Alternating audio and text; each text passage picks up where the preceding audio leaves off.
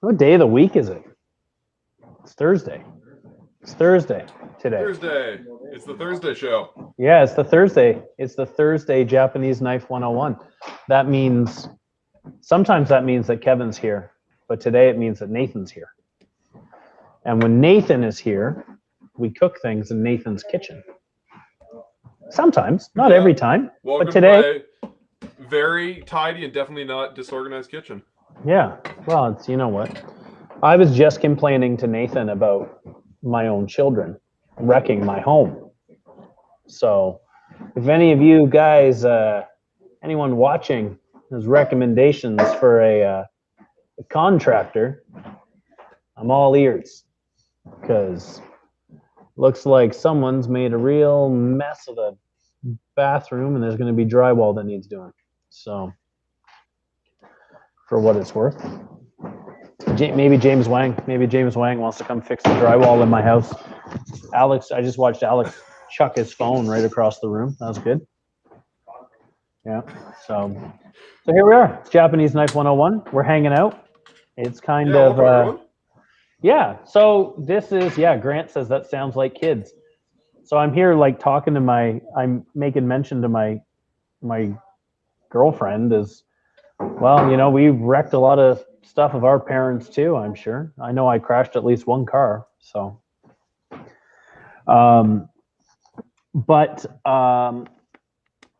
We are here to discuss anything that you guys want to talk about that is kind of knife and kitchen related. We get together a couple times a week. Things are going to change a little bit. The schedule is going to change a little bit in the next little bit. Next couple of days. We've got, because the Ottawa store is going to reopen shortly. The government has told us that we can reopen on Tuesday. So the day after Family Day, we're getting back into it. So we're going to resume our regular business hours of 10 a.m. to 6 p.m. And then so we're going to pull Japanese Knife 101 back to be once a week. I think for the next couple schedules, we're going to go back to our... Tuesdays at 4 Mountain Time, right? Yeah, Tuesdays at 4 Mountain Time, which is 6 o'clock Eastern Time. But yeah, no, we're looking forward to it. It should be good. So, you know, maybe we'll have a bit of a backlog of questions for the first couple of times as we're waiting for, as we're kind of getting used to it. But I am excited to have the shop open up again. And it's going to be the same idea as before. You know, you gotta have a mask on. You gotta have, you're gonna sanitize your hands when you get here. We're gonna ask you if you traveled, all that normal stuff. It's normal now. So if you're watching us over on Instagram, you should head to YouTube or Facebook. There's a little bit more going on. We got a couple of cameras. We're spending some time in Nathan's kitchen. Where he's gonna, you're gonna take a look at the kimchi that you made last week or the week before. I don't know, time's all a blur. And then you're gonna get something else going, eh? It's just one long Groundhog Day. Yeah, it seems that way. Punctuated by live videos 3 times a week. Yeah, which they always start off with me trying to figure out what day of the week it actually is. So nice. Maybe I'll figure it out eventually. You need something to keep you on track, right? It's yeah. The live videos is really the only thing that I got going right now. So you come upon hard times, eh? Yeah. So yeah, you know, I guess as per usual, don't feel like you're interrupting us. Ask away. Anything you might need to know. You know, maybe you're waffling between a couple of knives, or you. Portland Razor Company saying hi. Oh hey. That's possibly my buddy Hunter, or it might be Scott, but either way, hey, how's it going? Long time no see. Yeah. So, you know, if you got any questions, you're kind of waffling between a couple of knives, you don't know what to do with a new knife, maybe you've got some more kitchen questions, maybe taking care of a cutting board, anything like that, don't hesitate. Fire it up in the comments, and we'll get you whatever answers we can as quickly as possible. So yeah, absolutely. Yeah. I'm gonna show off my kimchi from last episode, and talk a little bit about that and just the process.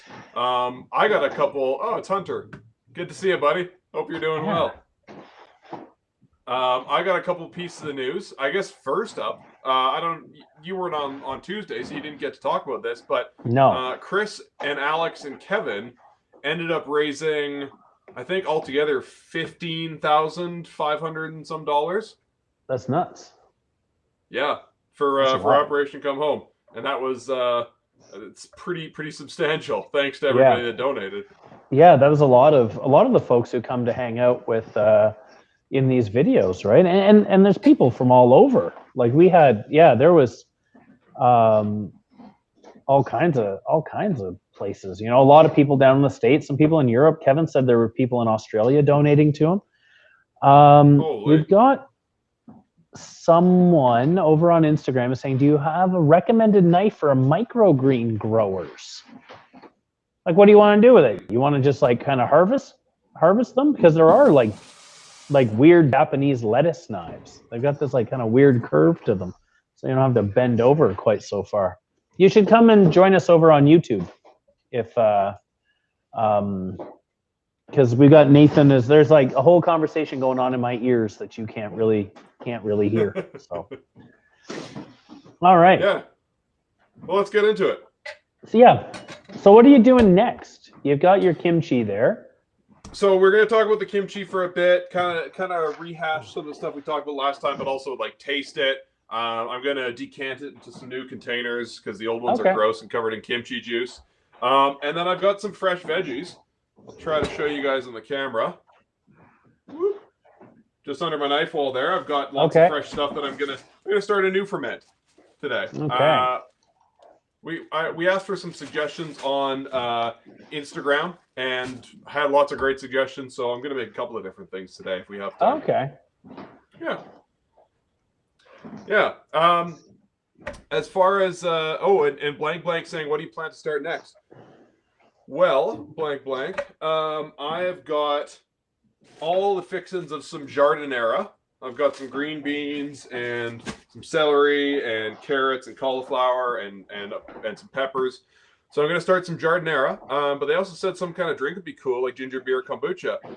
If you want to talk kombucha, let me know. I've got a big vessel with that alien-looking thing floating in it over there, and that's kombucha. Because I'm a hippie like that, so I'm happy to talk kombucha. I've been doing it for 8 months or so, and have had lots of trial and error. So I could probably share some info. And then Lorenzo's asking about the next garage sale. Yeah. So the next garage sale is going to be. I think I got it up on the calendar. It's the week leading up to, or the 8 days leading up to the May long weekend. So it looks like it's going to start on Monday the 17th. And then it's going to run for the week. And then usually we push it to the Monday of the long weekend. So it should be a good time. It's always a good time to, if you got a little bit of money burning a hole in your pocket and you're looking for something a little extra special. Maybe something that not everybody has. The garage sale is a great time for that. We've kind of had to change how we've done garage sale over the last couple of years, just because where there hasn't been any, Kevin hasn't been able to go to Japan. So there's been a lot of conversations on Zoom. There's been a lot of kind of shopping using the phone. But the last couple of garage sales that we had, our pandemic garage sales have been pretty awesome. There's been a lot of really cool stuff. So, well, and they've been great for the folks that are long distance that don't get to come into the shops regularly, right? Oh, I think you're on mute there, buddy. Yep. There we go. I was telling someone something on Instagram while you were talking. So we were just asked if we were still doing sharpening here in Ottawa, and we are. We've got, we're still abiding by the curbside kind of practices put forth by the government. You can drop your knives off and we can tune them up. We'll arrange an invoice. We should be open normally as of Tuesday. So if you want to wait a couple of days, maybe a little less headache for you, but we're happy to take care of you. In the meantime, you just got to swing by, knock on the door. We are going to be closed on Sunday and Monday, though. We've been closed on Sundays during the lockdown, and then Monday is family day. So we're just going to keep it shut down for the day. So cool. So well, let's get into it. Let's open up this kimchi. I had 2 jars, and I had these big latch top jars from IKEA. And on the Instagram story last week, I was kind of posting about the progress of each one. Yeah. And I did a bit of an experiment here. One of them I did like a kind of MacGyver airlock with some elastic bands there. Yep. And so that's allowed it to kind of burp itself. Whereas this one, I've done more kind of traditionally, where I've had to like basically burp it. You might have seen on camera when I opened it, a bunch of it actually shot up. Yeah. Because as you're fermenting, the bacteria off gases, and you get a ton of carbon dioxide building up in there, and so it can get pretty violent if you're not careful. You got to burp it pretty much every day. Yeah, well, especially in a small jar too, right? Yeah, exactly. But this airlock situation, it's not fancy. It's literally just a couple of elastics, tight enough to keep it closed, but loose enough that it can open up on its own. And this jar has been a lot tidier too, because it hasn't been kind of spurting everywhere when I burp it. Whereas this one's all covered in crusty, gross stuff because every time you open up the jar, it just kind of explodes everywhere. But that's definitely something to watch for when you're fermenting, because it can get, like, if you leave it for a couple of days, especially in the summer, it can get pretty messy on you, and you want to be careful you don't like blow up your jars or do something messy. Well, then if you break a jar, you're going to end up throwing it all out, right? Yeah, and that's no fun. We have a couple. Yeah. Oh, come on. Oh, I get the questions in there.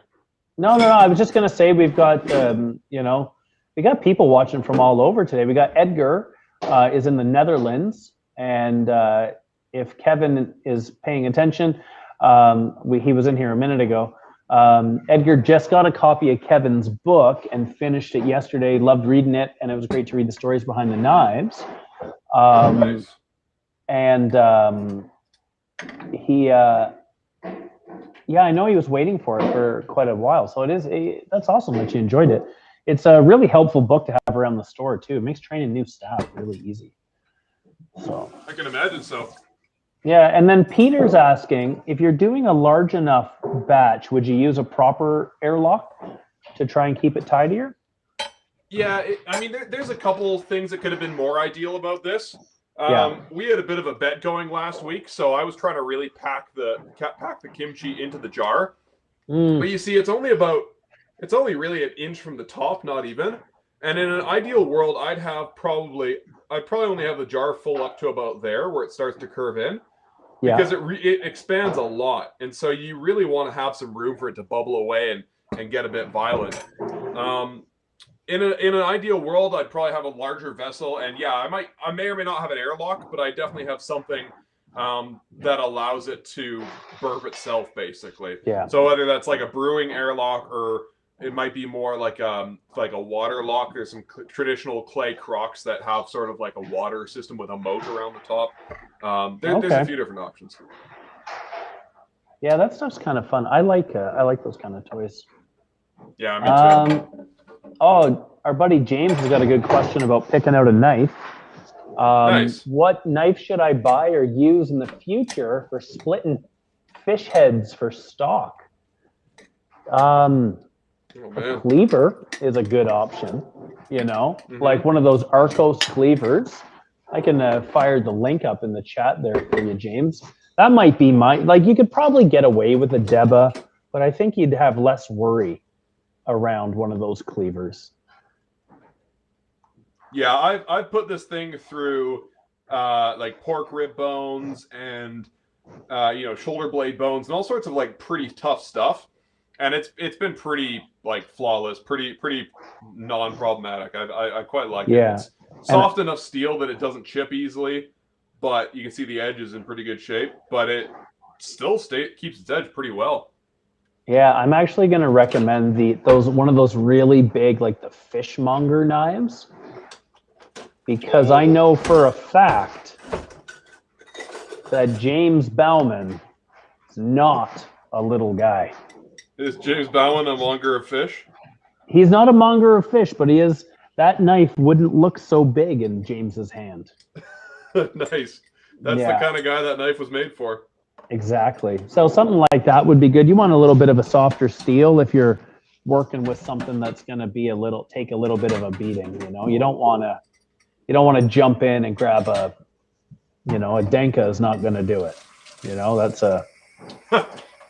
That's not the right choice. But you'll be very sad when you bring it in for us to fix. Yeah, when you inevitably chip it, you're gonna be upset.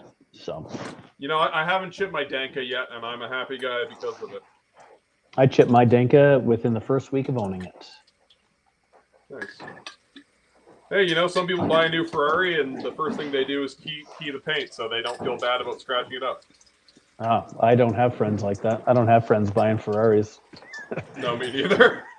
Infinite Being got some Ballerini baking sheets. What seasoning process would you recommend before first use? Would it damage warp if I use it as a griddle over a gas burner? I don't know that it would make a very good griddle, Infinite Being. They're not like they're thick for a cookie sheet, but they're real thin for a griddle. So you want to go cast iron for a griddle, hey? Yeah. It's like you might be able to get away with it, but it wouldn't be the first thing I reach for in that instance. I do. I just did the same thing that you do with a cast iron pan. Rubbed it with some oil. Put it in the oven at kind of brought it up to that 400 zone. Did that once or twice. I also I don't really fuss about my cast iron and my carbon steel too much. I just, in the beginning, I just cook with a little extra fat and let it get on there. I'm not the sort, like if you don't know by now, I'm not the sort to kind of fuss over things too much. I just let them do what they got to do, and if things are sticking, use it more. But not. I used to fuss a lot more with my pans, but it's just like you don't want to just be stressed out all the time because of your cookware. So yeah, you know what? The only thing the thing that I kind of live by with any of my my cookware that has the potential of rusting, it's better to leave it dirty than it is to leave it wet. Yeah. If you're not going to get to cleaning it right away, just leave it dirty on the counter. The little bit of the bacon fat and whatnot isn't going to cause you any harm. It's kind of gross, but it's not going to wreck your pan. But yeah, if you just rub it with, some people like flaxseed oil. I just use vegetable oil. I don't like babying things. I'll take care of it so I don't wreck it, but I've got hobbies outside of brushing oil on a pan. So I'll cook something greasy like a grilled cheese or do some duck breast, and then I'll just wash it with hot water and no soap, and just really kind of melt off the excess grease, and that seems to work pretty well. Yeah. Fred is a little far in the future, but has any garage sale merchandise for May started to trickle in yet? I know that Kevin, we had a meeting yesterday, and Kevin was telling us about some of the stuff that was rolling through. I know that he's anticipating some cool stuff from Kurosaki. Particularly, he mentioned Yanagibas. That's one thing off the top of my head. I know that Naoto had sent a bit of an email the other day. There's some. What else was there? Let me think for a second there, Fred. We just got some knives. I don't know if they've showed up there yet, but we got those knives from Sakai Ol. Yeah.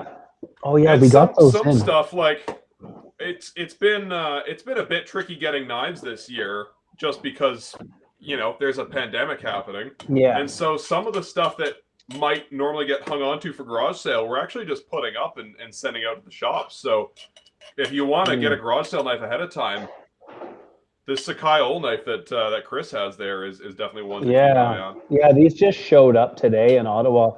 They're as great as Kevin said they were. They're super thin. and they've got that like Kevin was saying, all those little touches, like kind of the choil is kind of ground out a little bit. It's polished up really nicely. The spine has got like a mirror polish on it. It's a thin knife, but it feels kind of hefty. Not hefty is not the right word, but it's got some weight to the hand. Yeah, but it's then when you like check to see how thin it is, it feels awesome. I believe they're Shirogami. Yeah, and they're a collaboration too, because traditionally in Sakai they don't make a lot of Kurochi knives, so they made that one Kurochi for us, and then the Kobunka is a shape they had never seen before, but we convinced them it was a good idea, and it is. Yeah. Oh, Kobunkas are. If you're a blacksmith and you're not making Kobunkas, that's you're running out of. You gotta know. I don't know. You should be. You're missing out. You're missing out because that's what everyone wants. If you're a blacksmith and you're not making Kobunkas, Chris has some words for you. Yeah, I'll have a sit down with you. I'll tell you what it is. Yeah, Edgar just bought a couple of these. So you'll have to let us know how it goes, Edgar. Trevor's got a good question because we're kind of talking about cookware here for a minute. Does expensive cast iron work better, or does it just look nice? Depends. It really depends. A lot of the stuff that we've got, like the Ronnaby Brook stuff, is cool because it's a lighter weight cast iron, so you can almost use it. Like the one thing I've always said about like cast iron versus carbon steel, like a skillet versus a saute pan. You're not going to pick up a cast iron skillet and saute with it, Yeah. If you are, you're just showing off. No one's really that strong that it's like a viable option. I could see Alex doing that. Yeah, Alex is stronger than you and I. By a fair bit, Nathan. You can actually see his muscles. Yeah, I would be willing to bet that if you and I collectively challenged Alex to an arm wrestle, he would beat us. His one arm to one of yours and one of mine.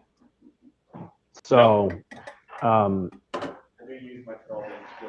yeah, he's over here saying that he does use a 12-inch Finex skillet to saute vegetables.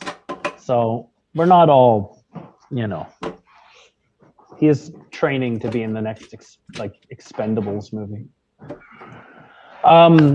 But like one of the reasons why, we had sometimes more cast iron can be more expensive, but the things that you want to look for is you want to make sure that they're nice and smooth. You want the weight of them, you want them to be a thicker gauge of steel.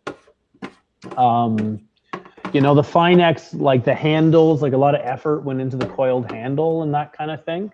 I wouldn't spend extra money on something that was just like a one piece kind of if you put it side by side against a Lodge pan and you couldn't tell the difference, I wouldn't jump at it, to be honest. Yeah.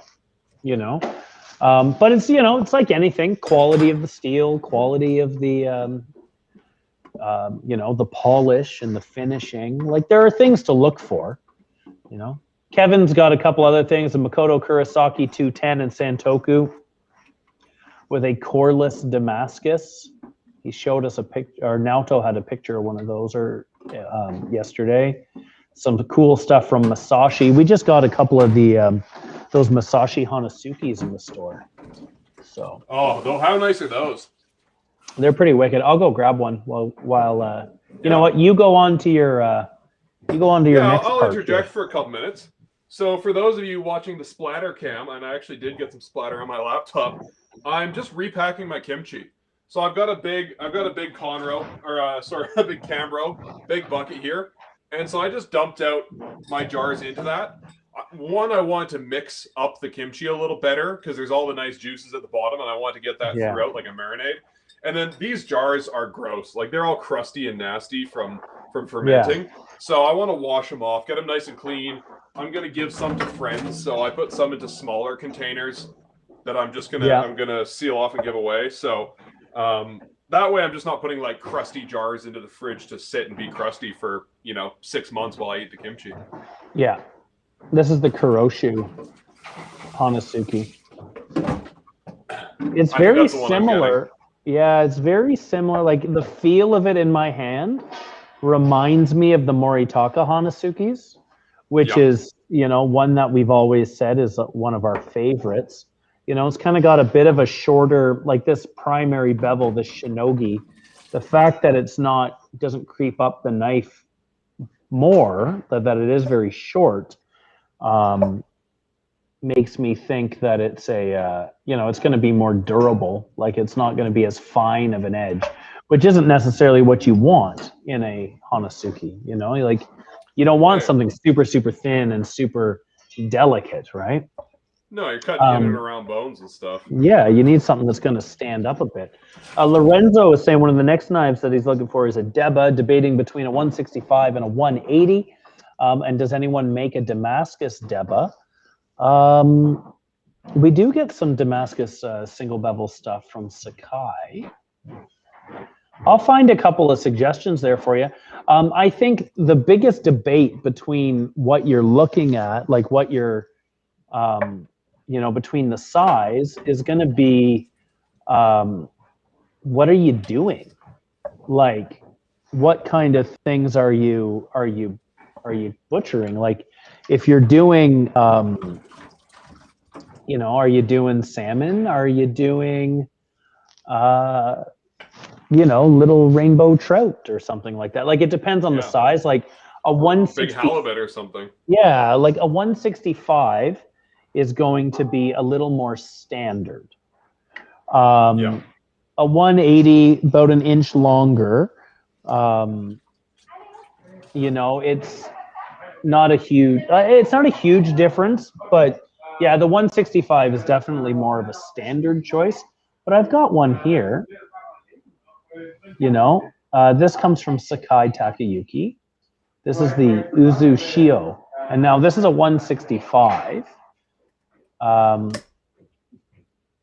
Or 150. That's not right, is it? I can't see. I don't have my glasses on.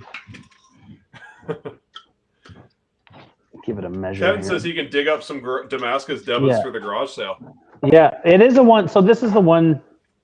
This is a 150, and it's 373. So, but yeah, Uzu Shio is. But here's the. You know what? Here's a link for the 180.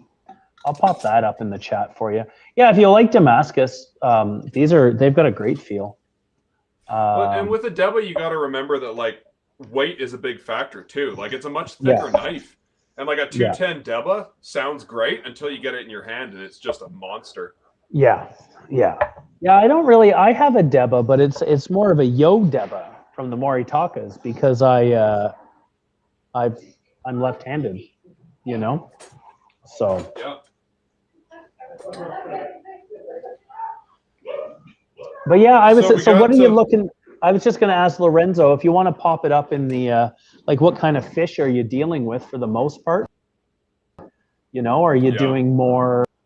Like, are you doing big fish, small fish? If you're looking to kind of do a little bit of everything, I would lean towards the 165 myself. But you know, let us know, and I'll help you out a bit more if I can. Yeah, totally. So I've got my kimchi decanted into some nice clean jars here. So now if I want to give somebody a gift or you know, use it, put it in my fridge, eat it, it's not gonna be all like gross and nasty. And it's a more manageable portion. Like this big jar is a bit much to keep on your top shelf in your fridge. I'll kind of tuck that away at the back, and then I also have a little guy for you know, adding into soups and stuff. I'm gonna give it a little taste though, because I haven't actually tasted it yet. You know, say what you want about these little chef's tweezers, Chris. Oh, you disappeared just as you said. They're great for pickles and fermented foods. Oh yeah, I just use chopsticks for that stuff.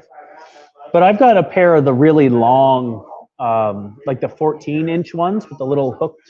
It looks like it's like, you know, like the late night mobster doctor would have them, you know, for like. So I use those quite a bit on the grill.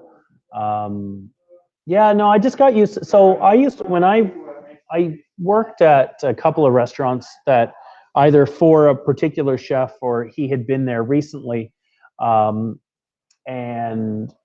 uh, he was very adamant that we not use tongs in the kitchen. So I got very good cooking with chopsticks because um, that was my workaround. Because obviously, if I was told to do something, I would find out another way. Find a way to You do know? it. This kimchi's good. It's hot. Oh It's yeah, hotter than, spicy. yeah, like I normally make it spicy, but it's got a little more. It's got some more punch. It's still like relatively fresh in kimchi terms. It's only been going for 11 days, so it'll mellow out more with time. Right now, it's still pretty fresh. You can kind of taste all the individual components. Still pretty Yeah. fishy, so it can mellow a bit. I might leave it on the counter a couple more days, but it'll continue to develop in the fridge too. So if you're not going to eat it all right away, then you can just let it sit in the fridge and it'll just get better and better. Yeah. There's a couple like blank is saying like pickled shallots are another good quick pickled food. I like to do cucumbers, just like thin sliced cucumbers with some salt and sugar, and let those kind of hang out for an hour or so. They do pretty well on the oh my god, on a sandwich. Lorenzo says he's mainly going to be working with rockfish, and the biggest kind of thing would be like a steelhead, like a medium salmon. So I would say the 165. Yeah. I would say the 165. And then the Dr. G is asking about do you fix a rounded tip the same way you fix a broken tip on a knife by grinding away metal from the spine? And you do. Yeah, you just want to shape it from the back, because if you kind of take it from the front, like, so say we rounded the tip of this knife off. This is a Haruyuki Kuma. So let's pretend that was gone. If you bring it up from the edge, you're going to use up a lot of that important core steel, right? And you're going to alter the profile of your knife. So it's always better to kind of get at those tip repairs from the back, and then kind of with the Deba conversation, blanks, do you think a smaller Deba may work well in the role more like a boning knife, or would the shape get in the way? I know some people who do. I know Alex sometimes uses a Deba for like butchering chicken and things like that. Yeah. Anything that would be like a 120,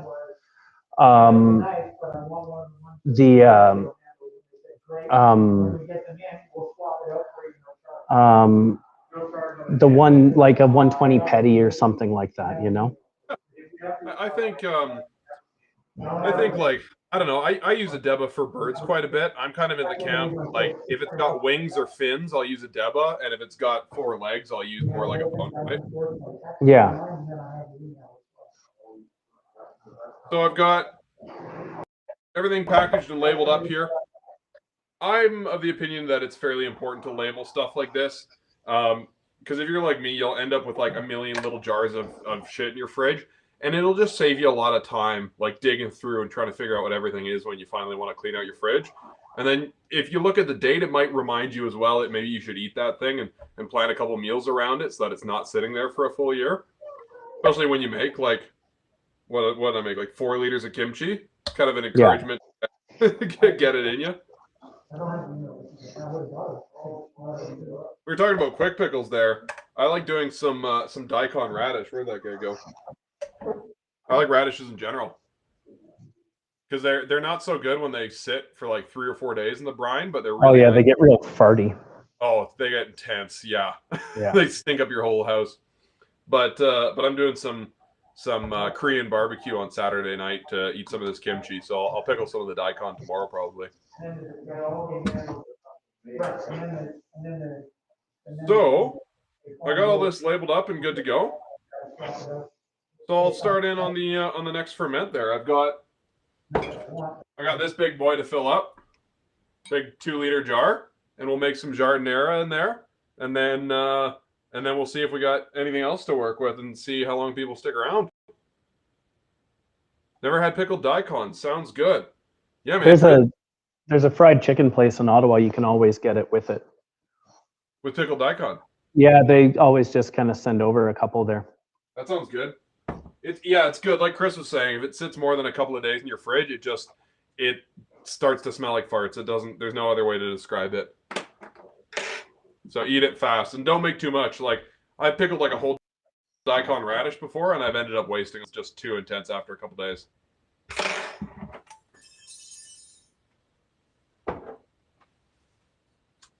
Okay. Blank. Wander is wondering how much. Hey Nathan. Yeah, Nathan, I just need to step away just for a second. Okay, I'll be right back. Sounds good. Well, I'll get started on the next thing here. Pop your question in the comments there, folks. Thanks everybody for tuning in. By the way, if you just joined us, this is Japanese Knife 101, talking about fermented foods today. We just finished up tasting and repacking our kimchi from last week. This guy fermented for about 11 days, and we're gonna make some giardiniera, which is an Italian relish, sort of a pickle of sorts. It's a little bit pickly, a little bit fermenty.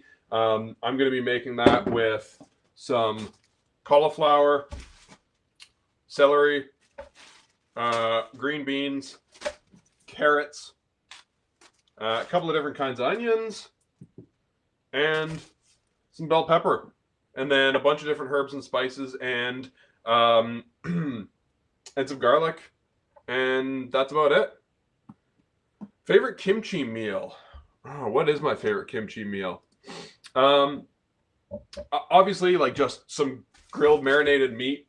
Do kind of like Sam style, which is basically just lettuce wrapped around anything. So meat, rice, some pickles, some kimchi. If you really like kimchi, it's a good way for it to shine because it works really well with like fattier meats, like a pork shoulder steak or beef short rib or something like that. So I'm going to do that on Saturday.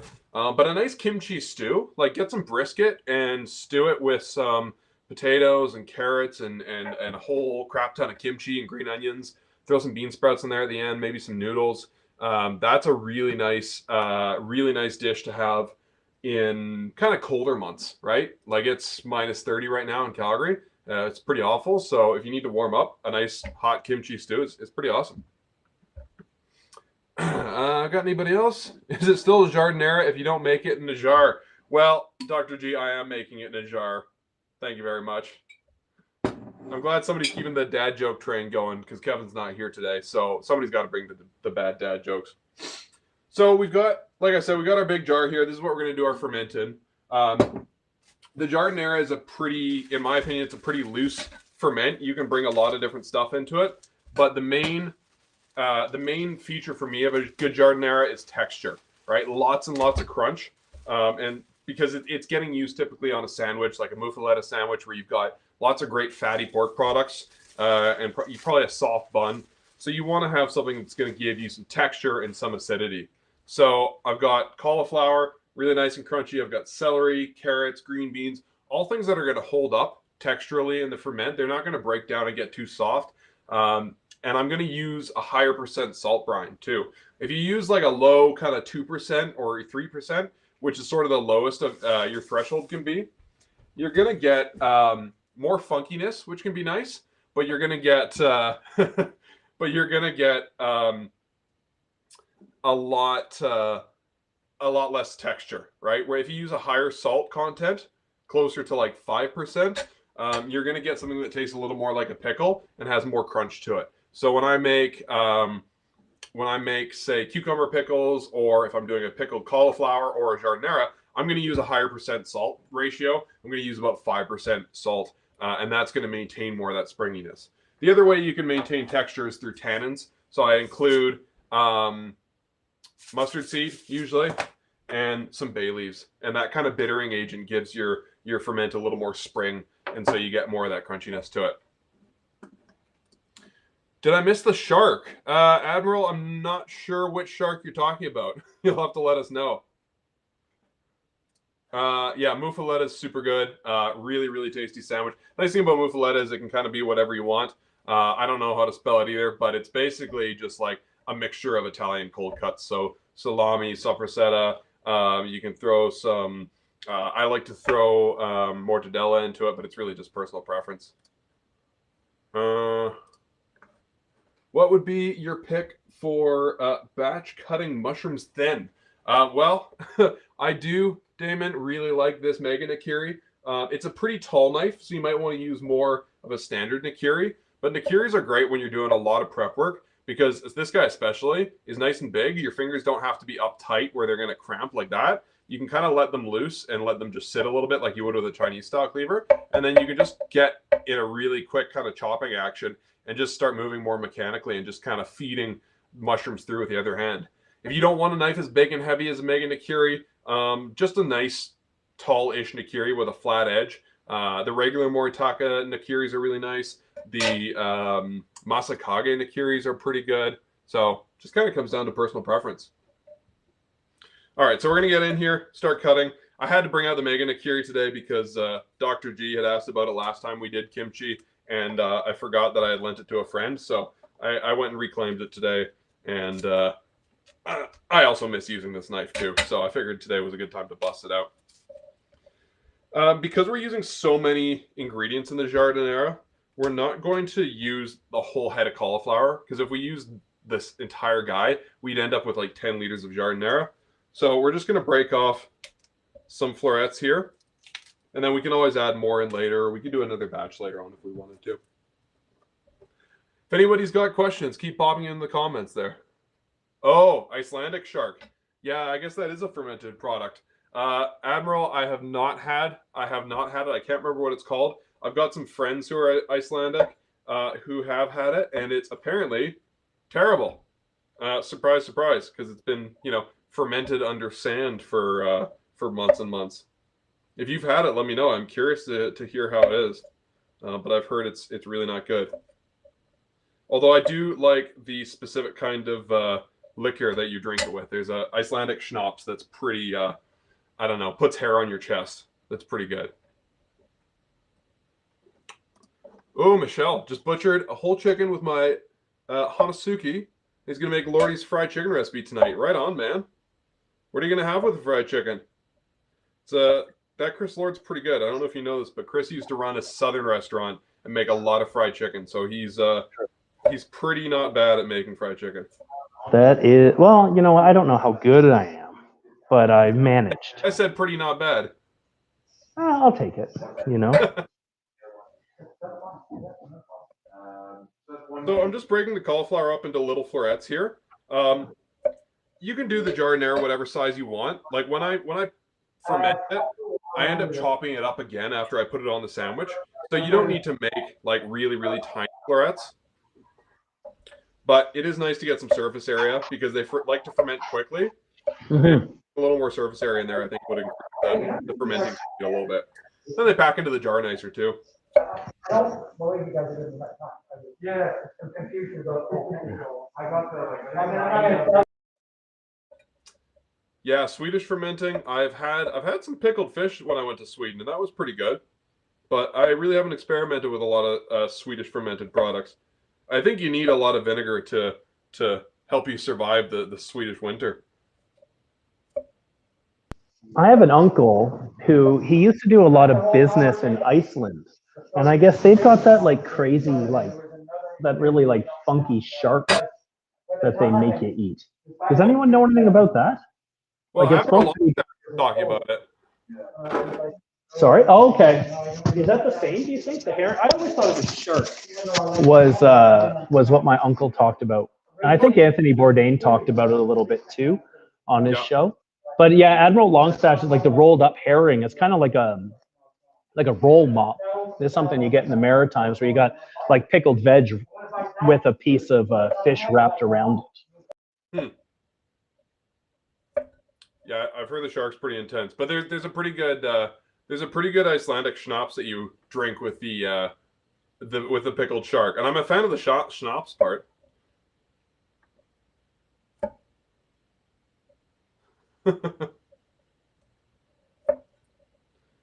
Apparently, the pickled shark smells like urine. Sounds fantastic. I've heard that too. Yeah, I've with the chicken and waffles. That's I never did waffles, although I think after I left, they might have bought a waffle iron. I'm not sure. But yeah, I did fried chicken. I would, to be completely honest, if I were to redo it, I wouldn't cook the chicken in the same way I did it all. Instead of buying the whole birds, I would have just bought chicken thighs, and I would have just, buttermilk and dredged them and fried them up instead of messing around with the, instead of messing around with, what do you call it, the immersion circulator and all that stuff. I got a little too fancy. If it's good enough for grandma, then it should be good enough for a lot of extra work. I feel like fried chicken, you kind of just need some breading and some oil, and you can brine it. Brining's pretty good, but you don't need to get too fancy.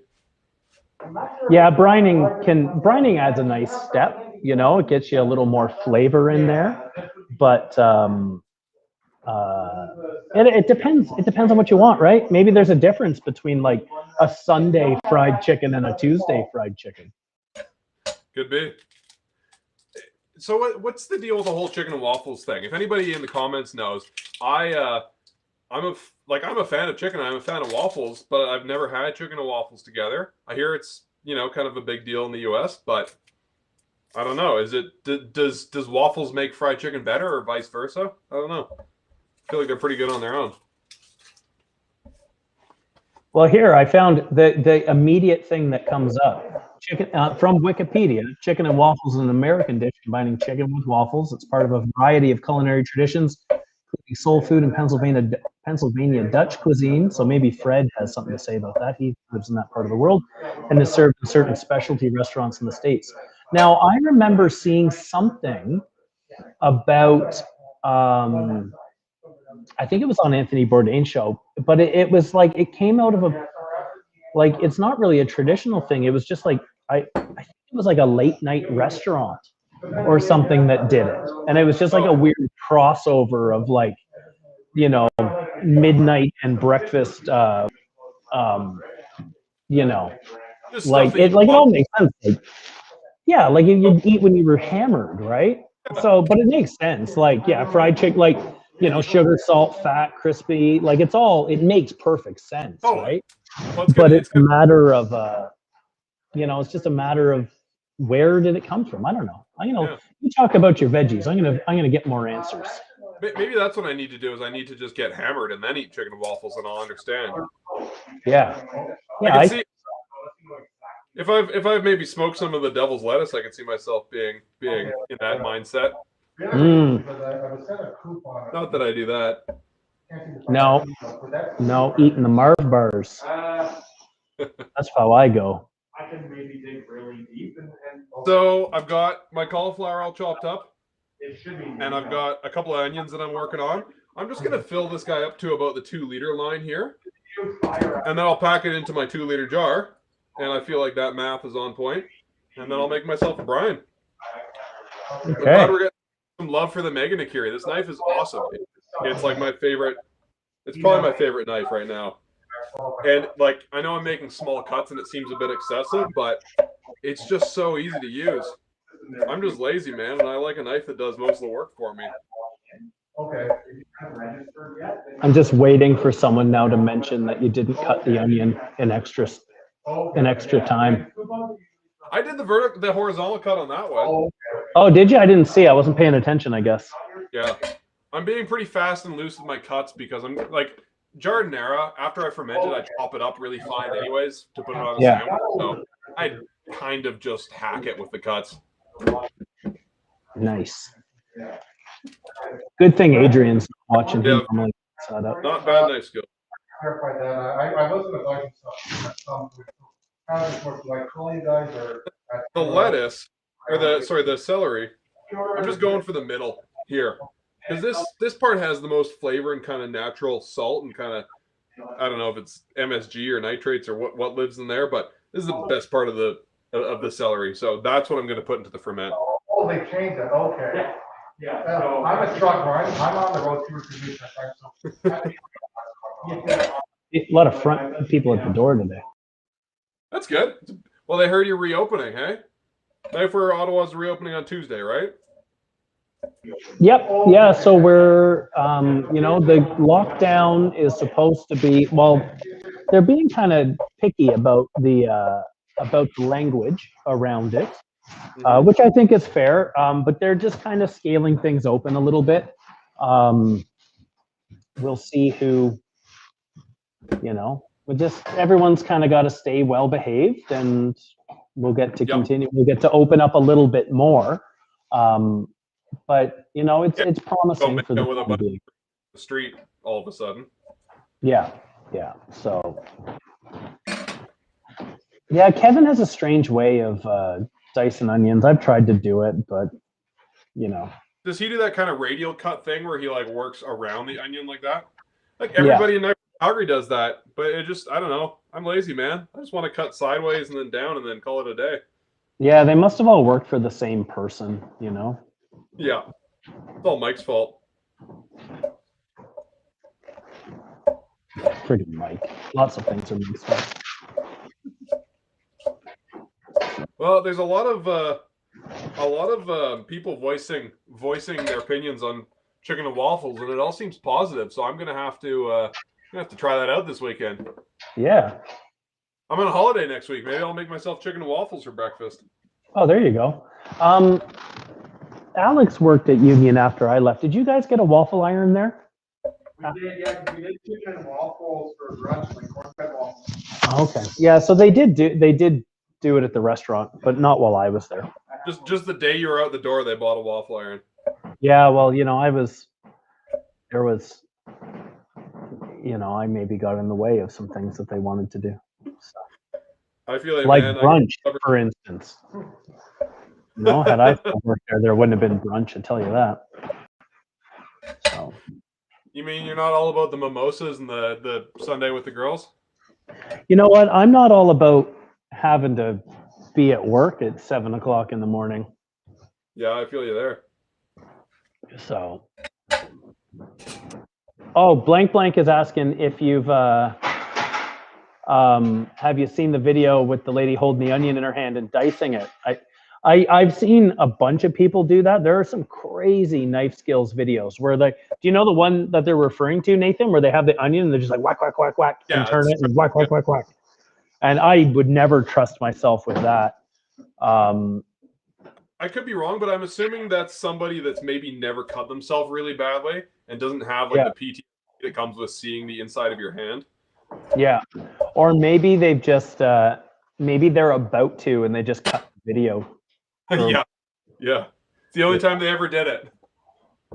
So, Spoon Monkey has a question about why is the sharpening knife with Francis never saved to YouTube like these are? And it's because we're trying to get the guys in Vancouver set up to, they're just missing a couple pieces of equipment. Yeah, the service we use is, it doesn't work super well on mobile or iPads if it's old, basically. But I talked to Owen yesterday, and they have a newer iPad that should do the trick. He actually he did like a little 45-second test stream like a half an hour ago, which I don't think anybody saw, thank God, but it was just them testing it out. So they should be on. They actually were on last week, but it was their old iPad, and it froze about 15 minutes into the video. Not even like 5 minutes in. So they should be doing it tonight. Spoon Monkey, 7:15 Mountain Time. We'll get them into the 21st century, promise. Yeah. Here's the thing, everyone. We're pretty good at running knife stores. Not the best when it comes to playing YouTuber. Yeah, some of us are kind of like cave people when it comes to computers. Yeah. We're trying, though. We appreciate the feedback and the patience from everyone.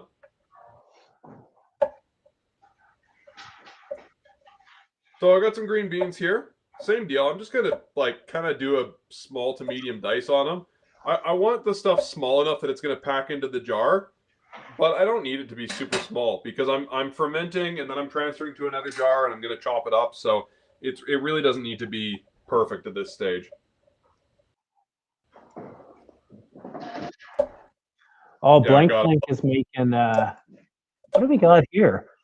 Gregory is saying infuse fresh rosemary in your maple syrup to balance the sweet, savory, and salty flavors of the chicken and waffles. That'd be good. You know what I like? I like to put a bit of chili in maple syrup. If I was going to do something like that, make it kind of like a spicy maple. You could do that. That'd be fun. You know what I do? I use some of this. Here, I'll show you on the big Oh, camera. like chili honey. Yeah, so I make hot sauces pretty often, and that was one of the things I was considering making today, but I just couldn't find good pepper. So when I make hot sauce, obviously, you know, you do your ferment or you do your vinegar kind of boil, and then you blitz it up, and you've got all this like kind of paste left over, like pulp, basically. Yeah. But it's still got lots of flavor. So I'll either powder it up and use it to season stuff, or I just let it sit over my stove for a month in some honey, and it's now super delicious. I threw a bunch on pizza the other night, and it was unbelievable. It smells so good. That's pretty popular these days, like honey on pizza. I don't know. I'm into it. I don't know. I'm a fan. I don't know if I've had it or not. I should be careful. I shouldn't be like shit talking it. I don't even know if I've had it. Like it makes sense, but I don't normally gravitate towards super sweet things. You know? Wander. Sorry, Wander. You asked that question before when there was some distractions going on. How much taper does a Yanagiba need? I don't know. The taper, I presume you're referring to like a distal taper, like the taper between like from, you know, the back of the knife, the heel of the knife towards the tip. I don't know. We see them with lots. We see them with very little. I think it just depends on depends on what you're doing with it. You know, if it is mostly for like delicate slicing, a little bit of taper would be nice. But I don't really know that it's absolutely necessary. I think it's just a stylistic decision. Yeah. I don't know. Would you agree with that, Nathan? I don't use single bevel knives very often because of my left-handed disability. So yeah, I don't know. Like I think of a knife with a lot of taper being like a Hanasuki, where you want to use the tip for one job and the heel for another job. Like you want to have like a heel that's really tough and then a toe that's really kind of delicate.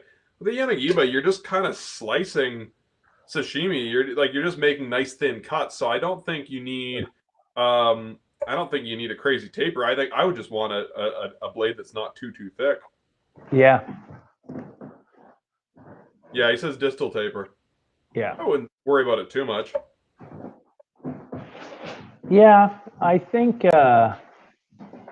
you know, the first thing I looked up here is someone started talking about the thickness of the knife kind of being, you know, as they get thinner, you get into fuguhiki territory and things like that.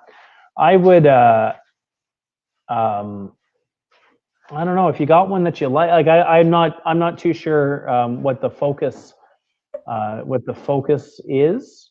You know, if you're trying to decide between one versus another, or if we're just kind of looking to put definitions on things. I'm not 100% sure. So tell you what, if you want to get a real answer, because Chris and I are both people that don't sweat the details all that much. We like to be a little more easygoing. Tomorrow is going to be Naoto's Nerd Hour. So Naoto's he's our ambassador to Japan, and he's also like our mega sharpening wizard, and he knows a lot about single bevel knives, and he'd give you a straight non-rambling answer that was either a yes or a no, and probably tell you why too. And that's tomorrow at 4 Mountain Time.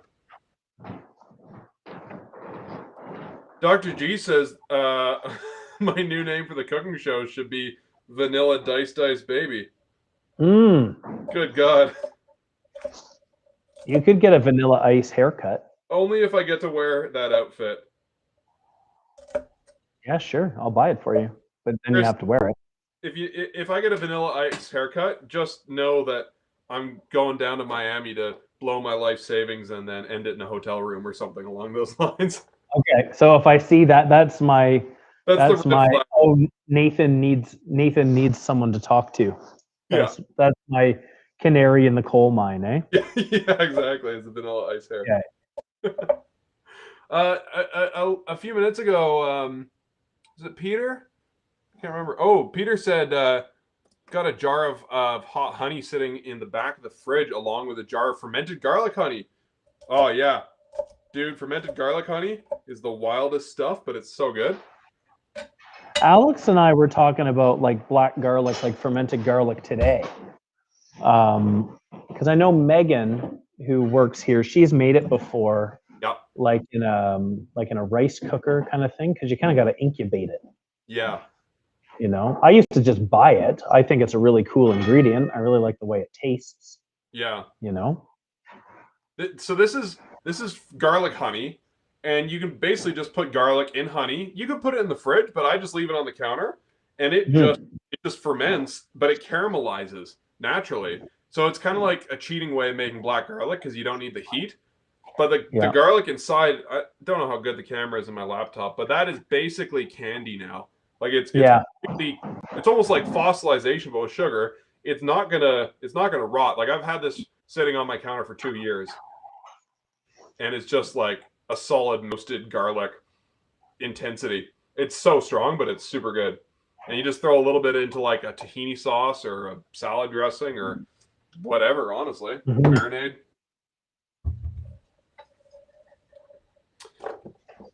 Somebody else was asking, where was it? Was it Peter? Oh, Ted. There we go. Ted said, just got here. How did the kimchi go? Ted, it went super well. I decanted it into some smaller jars.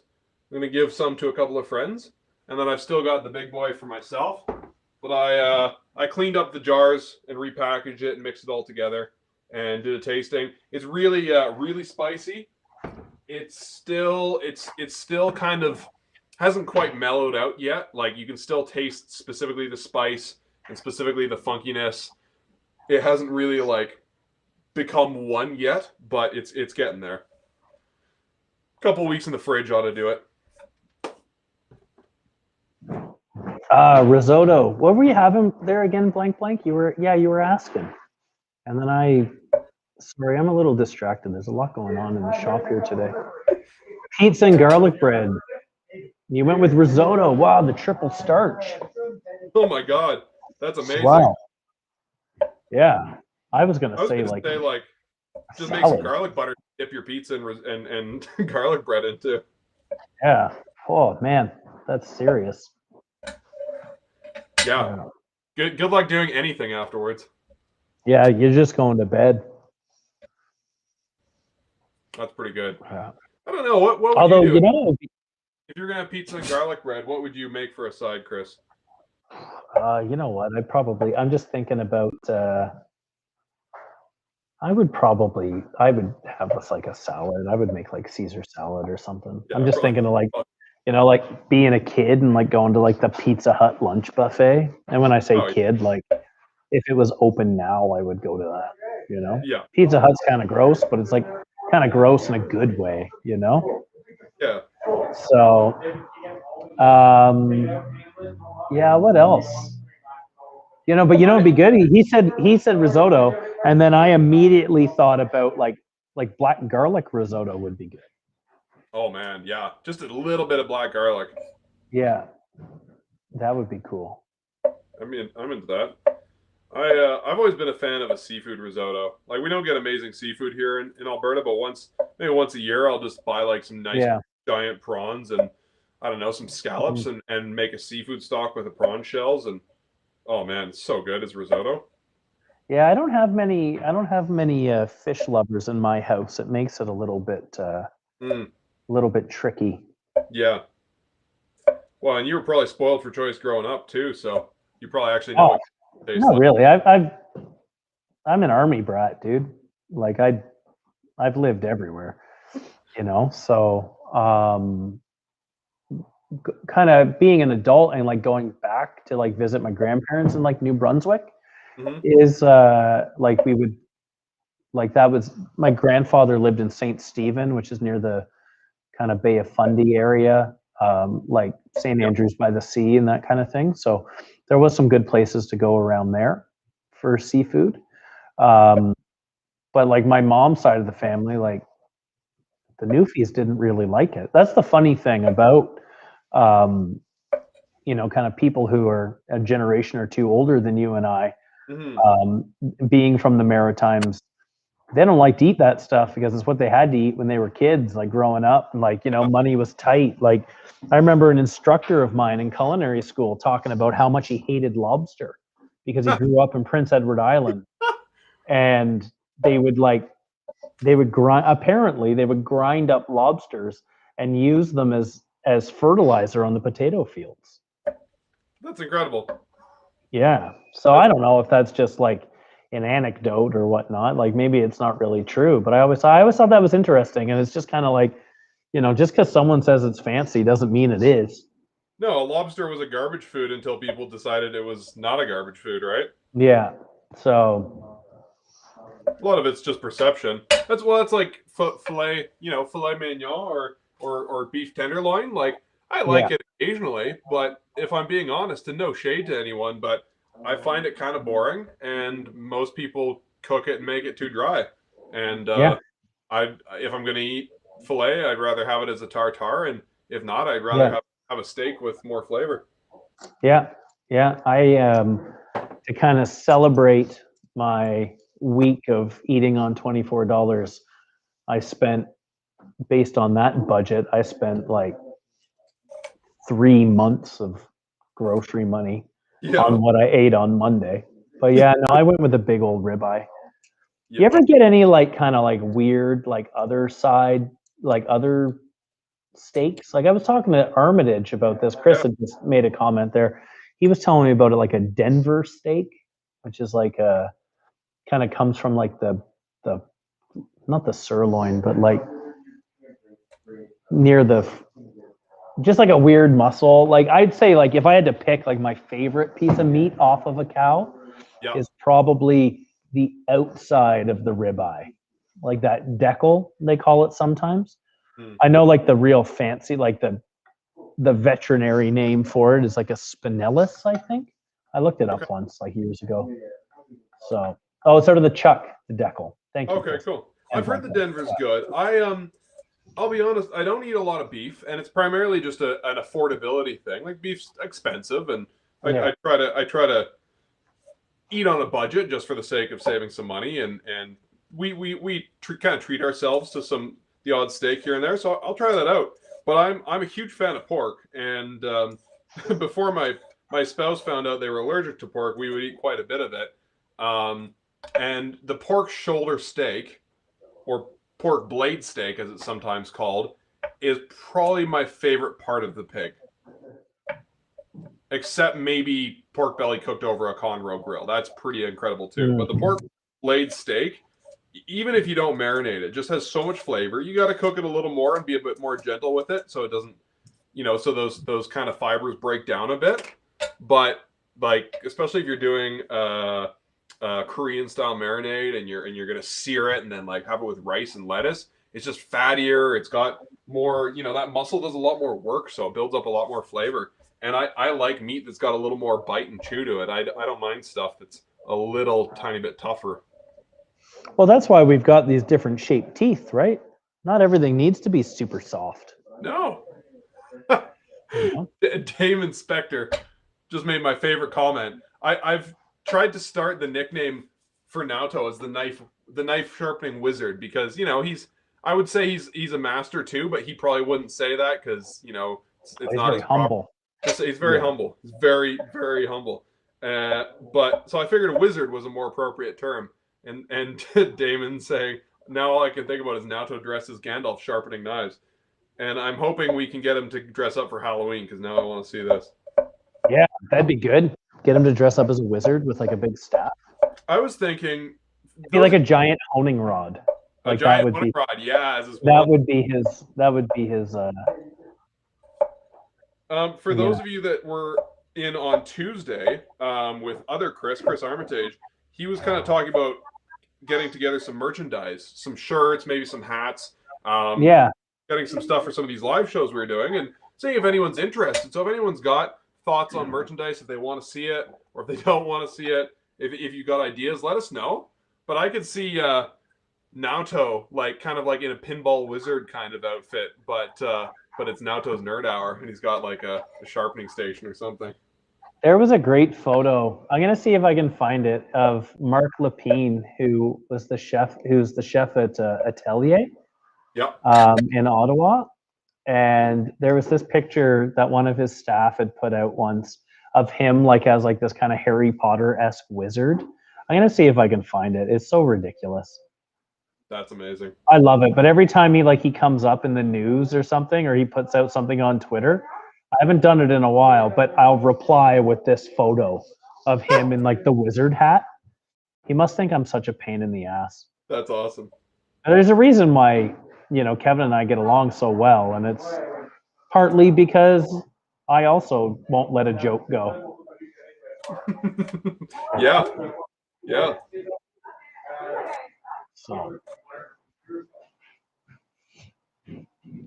and so I've never made this like Giardiniera stuff before. So I've had it. So you're gonna make like, is it like a salty brine or a pickly brine? What do you like? You got all your veggies cut. Salty brine. So okay. So first of all, I've got kind of carried away. Originally, I was going to put 2 liters worth of stuff in here, but I've just decided to cut up everything I have because we're just shooting the shit and we got time. That's what happens. This never goes to plan.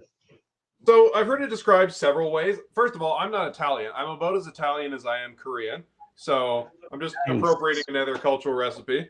But Giardiniera, as I understand, is an Italian, possibly Italian-American, like pickled relish of sorts. And you can do a vinegar pickle, and lots of people do. But you can also do a ferment pickle, which is, I'm guessing, more traditional, but I don't know how old the recipe is, so it's hard to say. Yeah. I like the ferment just because you get a little more funk out of it. And I like vinegar pickles, but I really like salty brine pickles. So I'm doing a salty brine, like lacto ferment.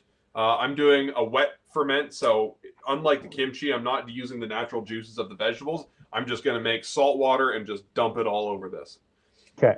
And I'm doing a 5% brine because I like that saltiness and I like more firmness. It's going to keep the texture of the pickle, so it's more crunchy. But so is that 5% by weight? Like, 5% like 5 grams of salt to 100 grams of water? That's correct. Yeah. Nice. It's been a long time since I've had to do that. Hey man, you're still killing it. I can still math with the best of the grade 8s. How many grams of water is 100 mils of water? 100. That's true. It's a great thing about water. It's 1 to 1. Salt, not so much. I'm actually the only thing. Salt today. I lent my mom my kitchen scale, so I'm just gonna have to eyeball it a little bit. As long as you're over 2% with your salt brine, like 2% by weight, and you're not super salty, so that you're gonna just kill all the bacteria, you're fine. You can eyeball it a little bit. Yeah. Well, you've also done this before, right? Like, and you do this quite a bit, so you kind of know what you should be looking for, and I'm sure you can taste the water, and you got an idea of if you're in the right zone. Yeah, it's good to follow some recipes when you're learning, and then you can get out of your comfort zone a bit. Yeah, people are into the Wizard Naoto thing. I'm glad. Yeah, we should write that down. Put a wizarding version of Naoto on a T-shirt. I'd wear that. Yeah, me too. What other foods do you think are underrated, Chris? Like any cuts of meat or any food that's just people aren't so crazy on that you think is really good?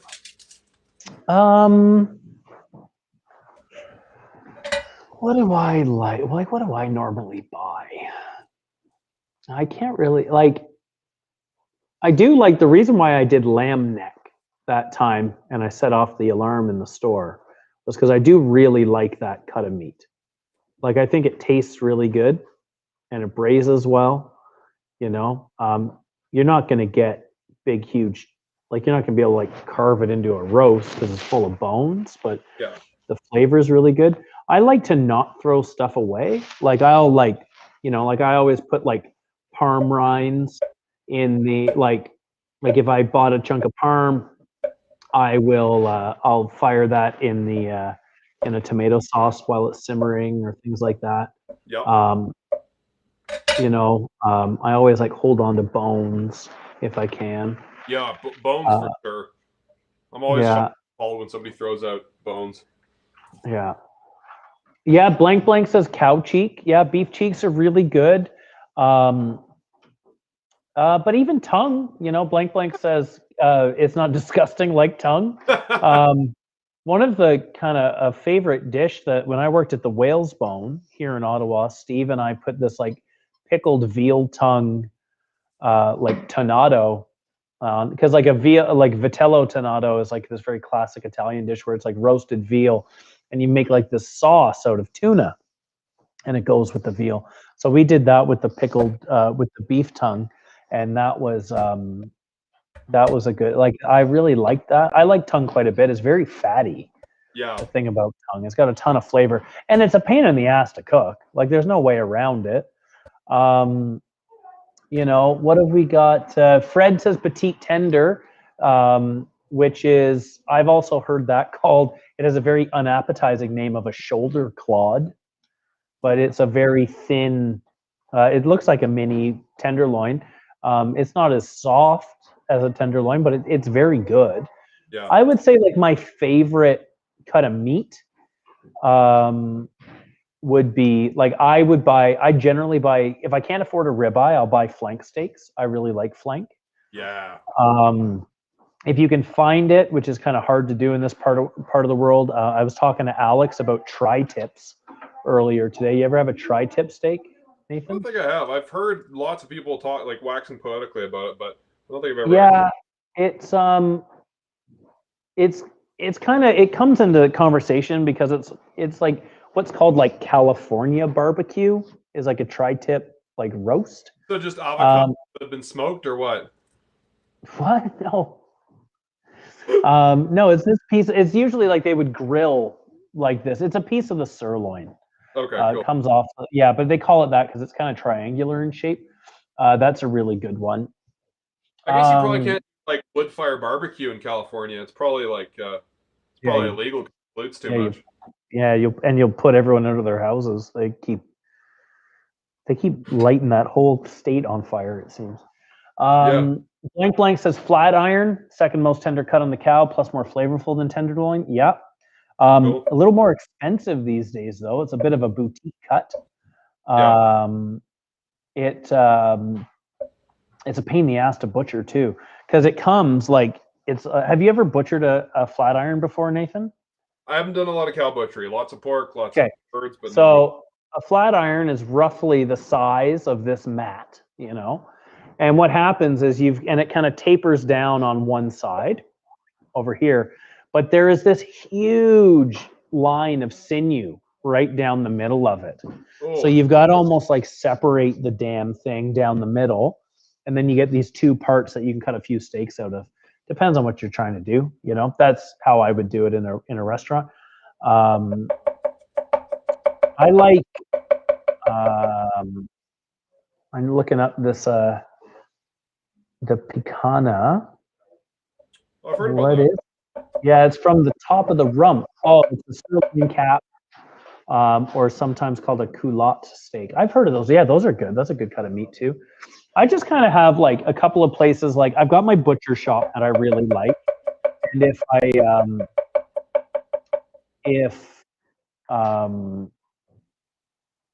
I can't get there, I've just got certain things that I know, like I can always get a whole flank at Farm Boy. I can always go to TNT and get a chunk of pork belly or whatever. Like I've kind of got like my backup plan. Yeah. You ever have a pork brisket? A what? A pork brisket. No.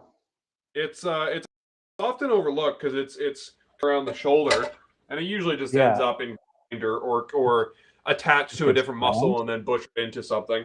But it's quite good. It's it's kind of like this big, obviously much smaller than a beef brisket, and it really tastes really skinny at one end and really fat at the other end. Yeah. But it's a lot easier to cook than a beef brisket. Like you don't have to do as much low and slow. And hey, Iggy, pork brisket is. So I did this one time where I did like a Korean style marinade with just soy sauce, garlic, some chili flakes, like pretty basic.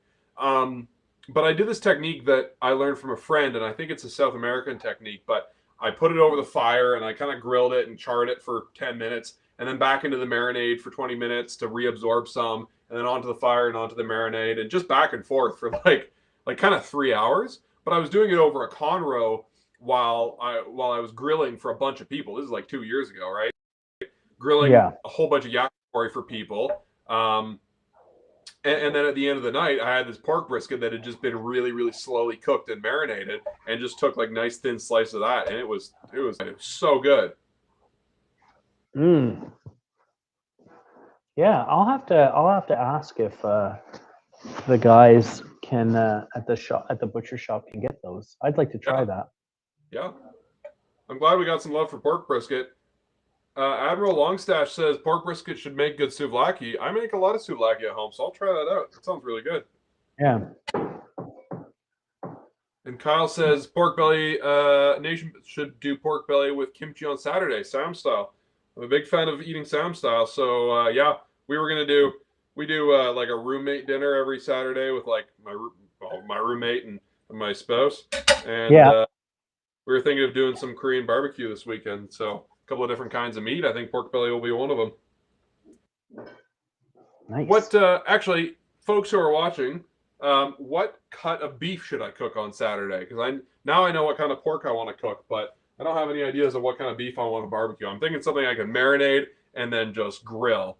And I don't mind short ribs; they're good, but they're not my favorite. So if somebody has a good suggestion.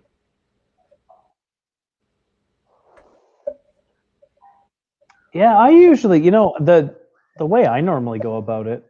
Yeah, Kyle says skirt steak. That's always a good call. Okay, yeah. Oh, you got 2 for skirt. All right, problem solved. Oh, there you go.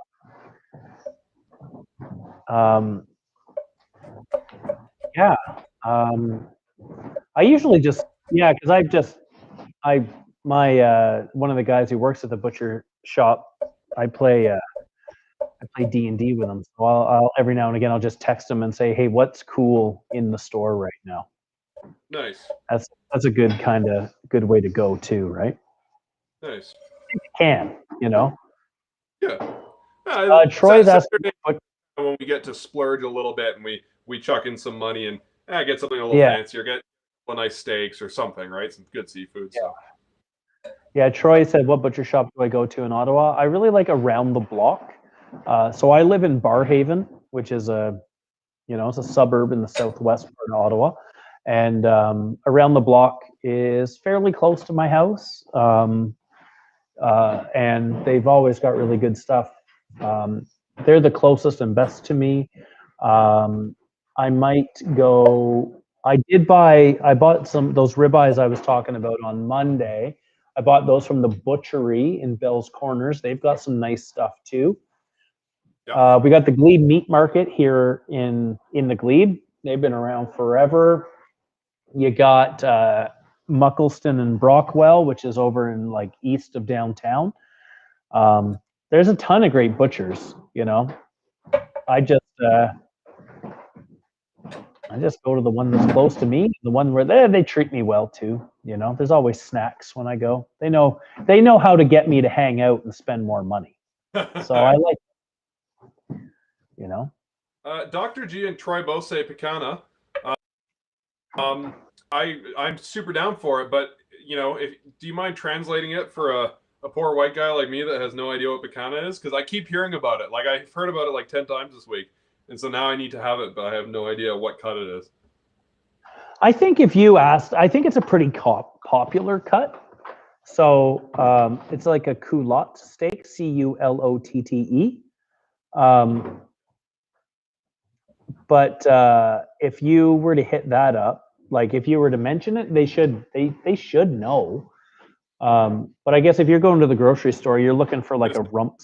I'm going to Co-op. But they're great there, but they don't necessarily know some of that stuff.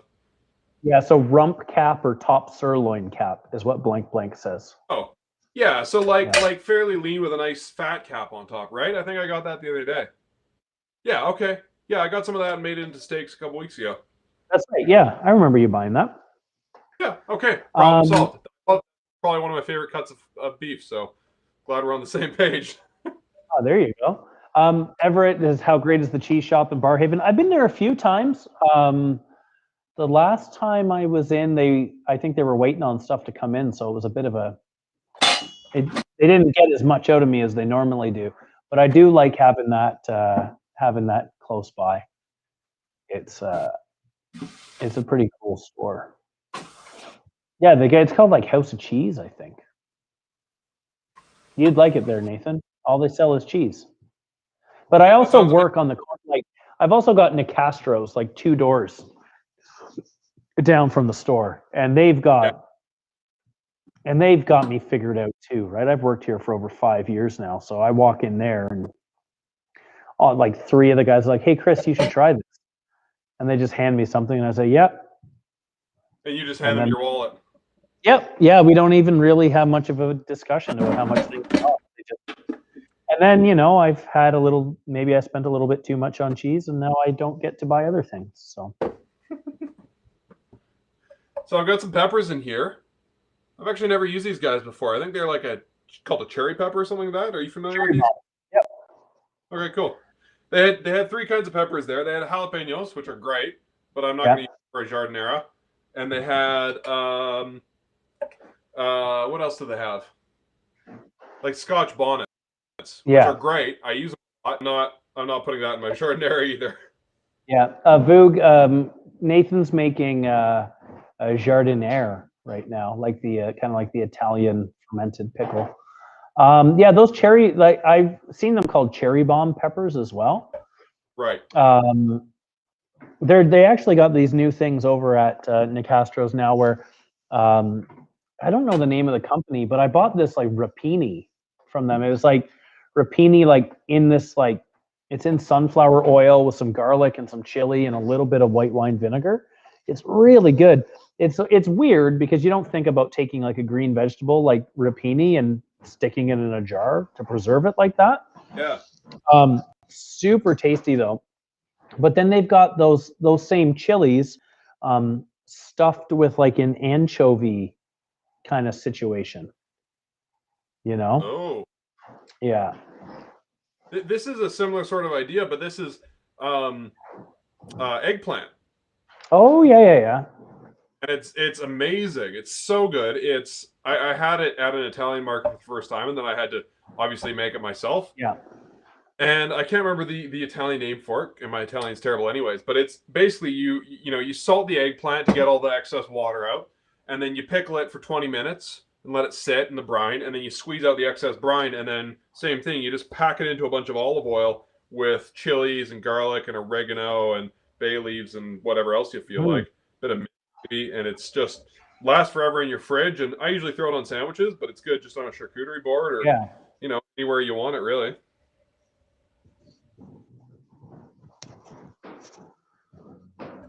All right, I'm almost done chopping stuff here, and then we'll get onto the brine. Yeah, it's no rush, Wouldn't be the first time that we didn't finish something in one of these videos. True. So, but I like the look of this stuff. I like. I'm gonna try to get into this a little bit more this year. I made a batch of hot sauce this year, and I enjoyed doing it. I liked having it around to kind of give as gifts. But I might just try to make a little bit of a tradition out of it. Make a batch of hot sauce in the summers and totally have it around for Christmas. This isn't necessarily like needs to be anybody's motivation for doing it, but I find a lot of the stuff I buy at the store, like hot sauce for example, it can add up cost wise, and also it can add up packaging wise. And I'm personally been on a bit of a quest to reduce my waste a little bit. And it's pretty impossible to live plastic free, but if I can put less of a strain on the system, I think that's nice. And so, just making some simple bread at home when I have the time, and that's the reason I got into the whole kombucha thing, because I stopped drinking as much, and so I was like, suddenly I was drinking a lot of like juice and tea and all this stuff, and so I realized how many like packages and bottles I was going through, and I just kind of put a bit of a break on it. So same with like making my own hot sauce. I go through less bottles, and then I have in my opinion, a higher quality product too. Yeah, well, and now these days too, like you've got time, right? Yeah. What else am I gonna do? Well, and yeah, like you're working, like I don't know, like because you are working from home more than what I am, but you need something to do too, right? And it's a nice break from work. I'll take half an hour and check in on my ferments and, Yeah, you know, spend a bit of time, make some lunch with one of them or something. yeah. So I mix everything up and I'm just kind of packing it into jars now. Yeah. Hey, Voog. No, you weren't here in the beginning, but one of my kids looks like they screwed up my bathroom. So if you know, you got a good like contractor or repair guy in the west end of town, you let me know. So I'm just gonna throw that out there. Yeah. Oh, blank. Interest in making ginger beer. Have you ever done that? I did it in school, but Yeah. you can do like a low alcohol if you use just kind of like a really look into yeast types, because different amounts of yeast have different alcohol tolerances, and if you pick one that's got a really low alcohol tolerance, that'll it'll die off a lot faster, and you might get like 1 or 2% alcohol. That's the nice thing about kombucha is you get some quality that like an alcoholic drink has, but there's no alcohol in it.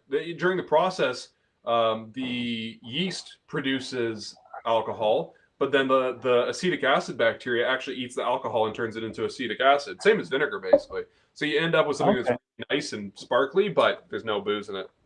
Yeah. Yeah, I found there's a couple recipes here, and well, one of the ones I found, like just when I looked up ginger beer recipe, says that there is a, like this homemade ginger beer alcoholic, and it says there's a minuscule amount of alcohol produced as a byproduct. So, between 0.35 and 0.5%. Oh wow. So, if and I know blank. If I remember correctly, you're stone sober, and so that might not be something that you're interested in. But there's got to be a recipe out there. I know when I was at Union, my business partner Ivan made a ginger beer syrup. So he would he took all the ingredients, simmered it with sugar and water, and then added that to soda water. Yeah. So it's not quite the same thing, but it might be a good workaround. Totally. Well, and then you can get like a soda stream or something and just make your own syrups, which is nice anyways. Yeah. Yeah, and that's a little bit of a different avenue, but it would guarantee that you're not, inadvertently consuming any alcohol. Yeah. Concern of yours. So there's it's pretty tough to produce that fizziness without yeast. You can get it through this kind of fermenting, like lactic acid fermenting as well, but you're going to have a different tasting product, and you're going to need to use salt. And there are some drinks that are made that way with like pineapple. But yeah, it's a bit different for sure. Yeah. So yeah, if you're comfortable with that, I found it pretty quick. I just looked up ginger beer recipe, and it was one of the ones on the top where it talked about that. So nice. Admiral Longstash saw you just chopping veggies and had to take a turn, so went and cut up an apple. Oh, nice. Right on. What knife did you use, buddy? So I'm going to do a few jars here. I'm going to add some spices in as well. I'm going to put in some bay leaves for the flavor, but also tannic quality that they have helps to keep crunchiness in a ferment or in a pickle. I'm going to use my last batch of Giadiniera wasn't super spicy, really, so I'm going to throw some chili flakes in there as well. I'm really not measuring any of this. Just kind of eyeballing it. It's neat that you mentioned that about the bay leaves, because that made me think about like my daughter's grandfather, like my ex's dad, makes like a cherry leaf pickle. Oh. Which is kind of, it's like an old, like they're from Round Lake, which is near Pembroke in Ontario, and his whole family is Polish. And it was so I never really thought much of it as to why they did it. I thought maybe it was just like, it's they got this tree in the yard, that sort of thing. Totally. But maybe that was it, because they were crunchier. Like they. Yeah, you need a bittering agent of some kind, and there's a lot of different like botanicals you can use. Yeah. What was that you were shaking in there? Sorry, I was talking. That was some. So I've got some celery seed. Yeah. I've got some brown mustard seed. Yeah. I've got some peppercorns. And the interesting thing about this is the peppercorns and the mustard seeds get so soft that you can chop over them with like a denka, and they're not gonna. They're just. Oh yeah. At that point, so it doesn't matter. And then a decent dose of dried oregano, because it's Italian, so it's got to have oregano in it. Mm-hmm. As you do. As you do. Like I said, I'm not Italian, so don't take my word for it. Yeah. Blank, if you ever want to talk about kombucha, let me know. I've made, like I said, I made it for a while. It's easy. It's also super cheap. Like I spend per batch, I probably spend $5 to produce 5 liters of product, and that lasts my spouse and I about a week and a half to 2 weeks. You know, long enough to have another batch ready. How long does it take to make a batch of kombucha, Nathan? So there's 2 steps, right? I'll show you guys. I've got my main fermenting vessel, which is just from like a home store. Yeah. But basically, oh yeah, it's like a punch thing with a spigot, and then a cloth over top to seal it, and then I've just got the culture floating in there. Okay. So I do about 4. What do I do? 4 liters of water, 1.5 cups of sugar, and 5 bags of black tea, and I make a really strong sweet tea. Okay. And so that costs me, maybe $1, and I let that ferment for 7 to 10 days with the scope, the culture, and then you put it in whatever bottles you're going to use. I use a mixture of like just light bottles and these guys, like you can get some ciders that come in like latch top bottles. Yep.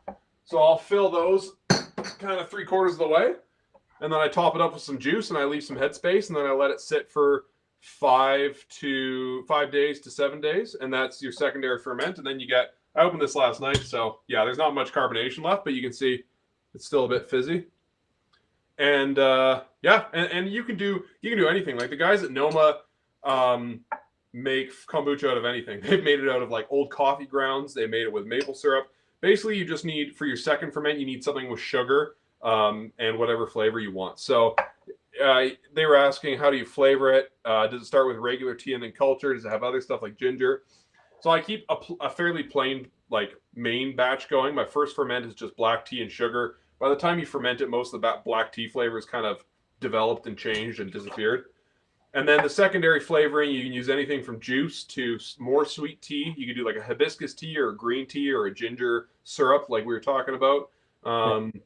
Like I said, the guys at Noma, they'll do it where they just like water down maple syrup or honey and make it out of that. So it's pretty versatile. You just need sugar and water and then flavor.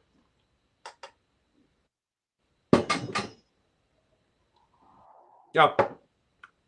Zippy, kind of feels like you're having a drink at the end of the day, which is nice, especially like you said you don't drink at all, but even for somebody out there who's trying to maybe drink a little less or not drink during the week, then it's nice for that too. Okay, I'm just going to get my spices all shimmied up in there and then finish packing these jars, and then I'm just going to make a 5% salt brine and just top it off. And then it just sits, and same as the kimchi, anywhere from 1 to 2 weeks. 7 to 10 days seems to be like the magic period. When you're making a ferment like this, you'll notice, like if you saw my Instagram story where we were talking about the fermenting process, it'll start off pretty slow, and in the first day or two, often you'll get just like a little bit of bubbling, and then your curve will go up and you'll spike and you'll have a ton of activity, and every time you burp it, it'll just like spray everywhere, so you probably want to do it in your sink. And then it'll settle down again once a lot of that a lot of the bacteria has kind of mellowed out and even died off. And then your ferment will just kind of start to chill out. And that's usually when I call it. It's when it kind of just stops being active. Yeah. Yeah. No sense in tempting addiction. It's good to just be smart about it. I might give this a go. I haven't made anything quite like this before. I'm gonna. Oh, like the Giadiniera. Yeah. It's easy, man, and it's like I said, you can use like kind of any crunchy vegetable you want, and it's really tasty. If you like eating sandwiches, it's just the best condiment ever.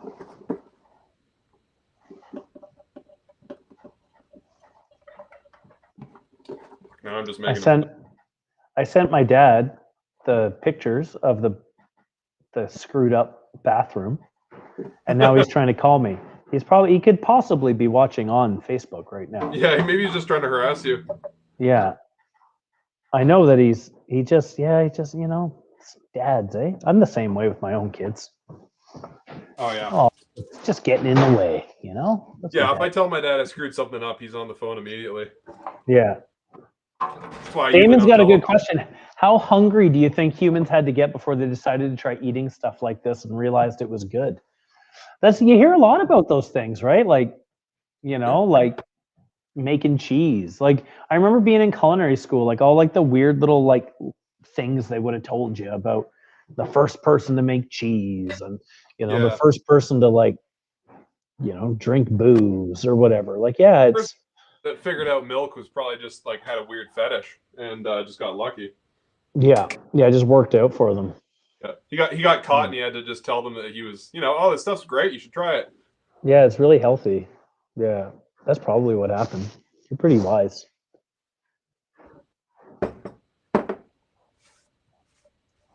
All right, so we got our jars all packed there. I might just try to kind of shove everything into these two because I don't really want to have 3 jars sitting on the counter.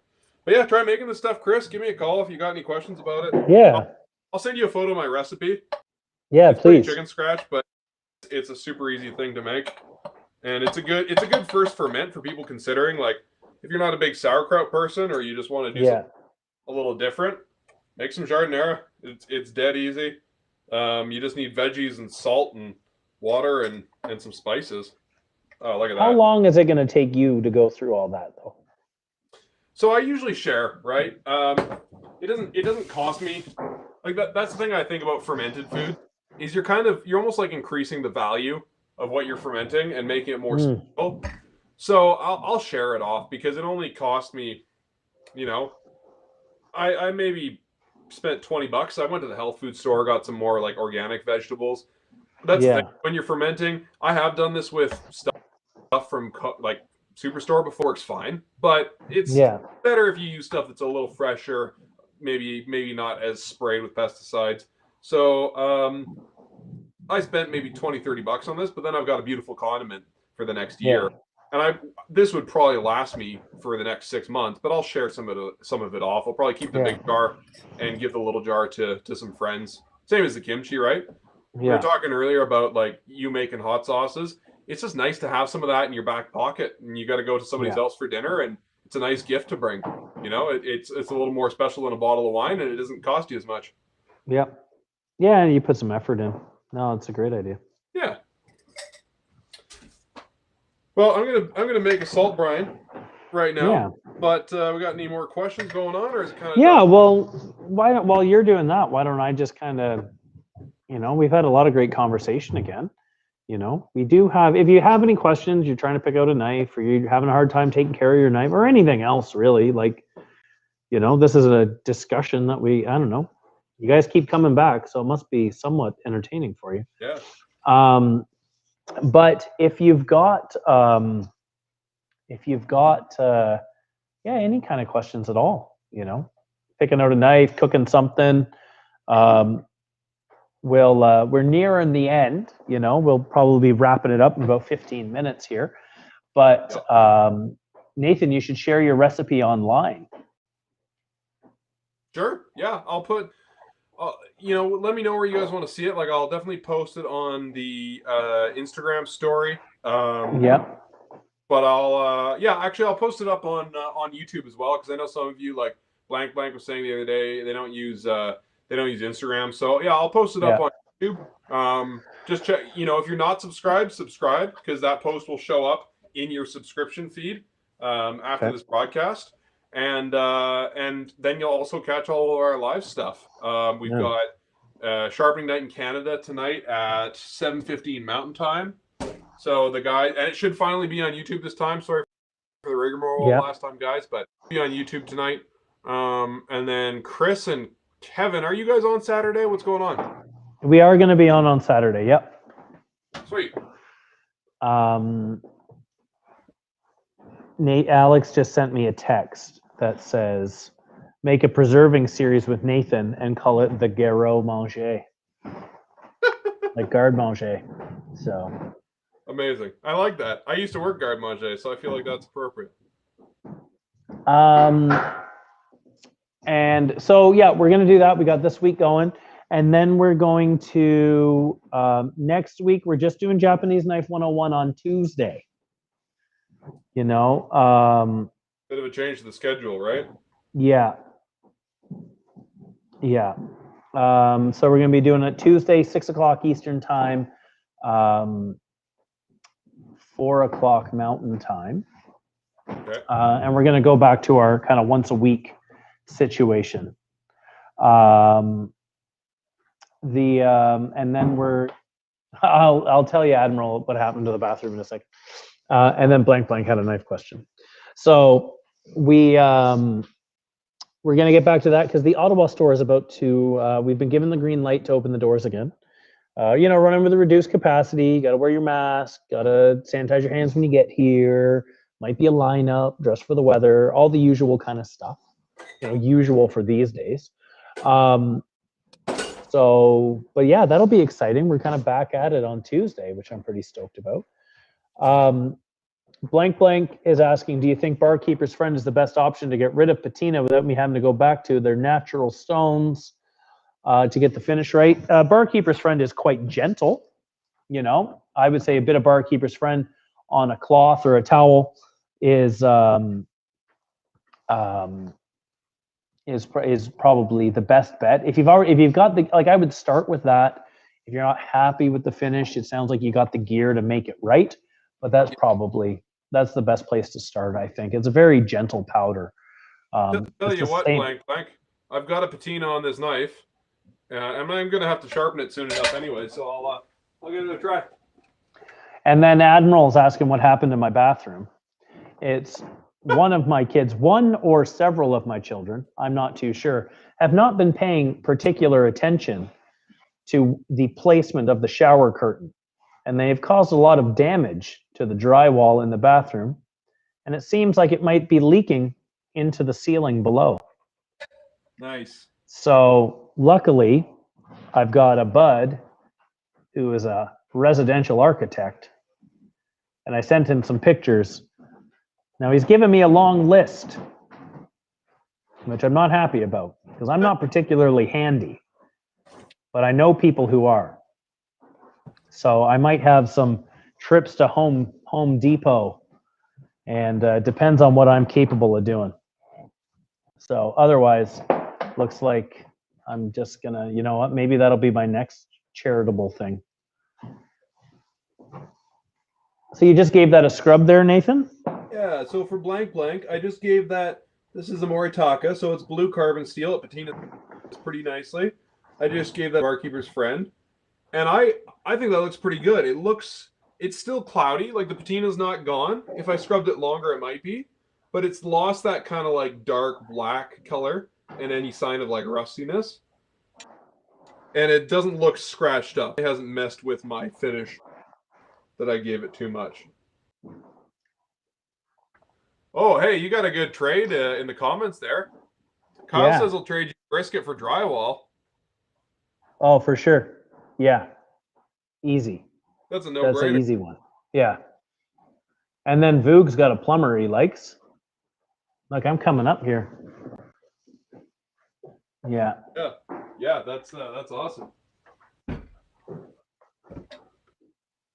All right, we got our brine there.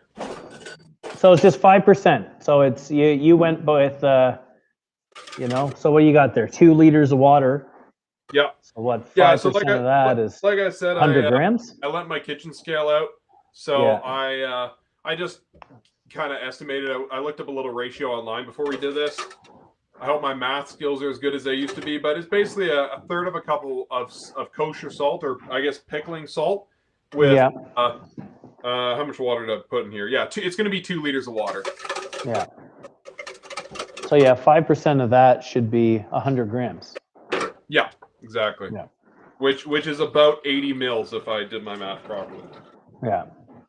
Yeah, the thing to remember about like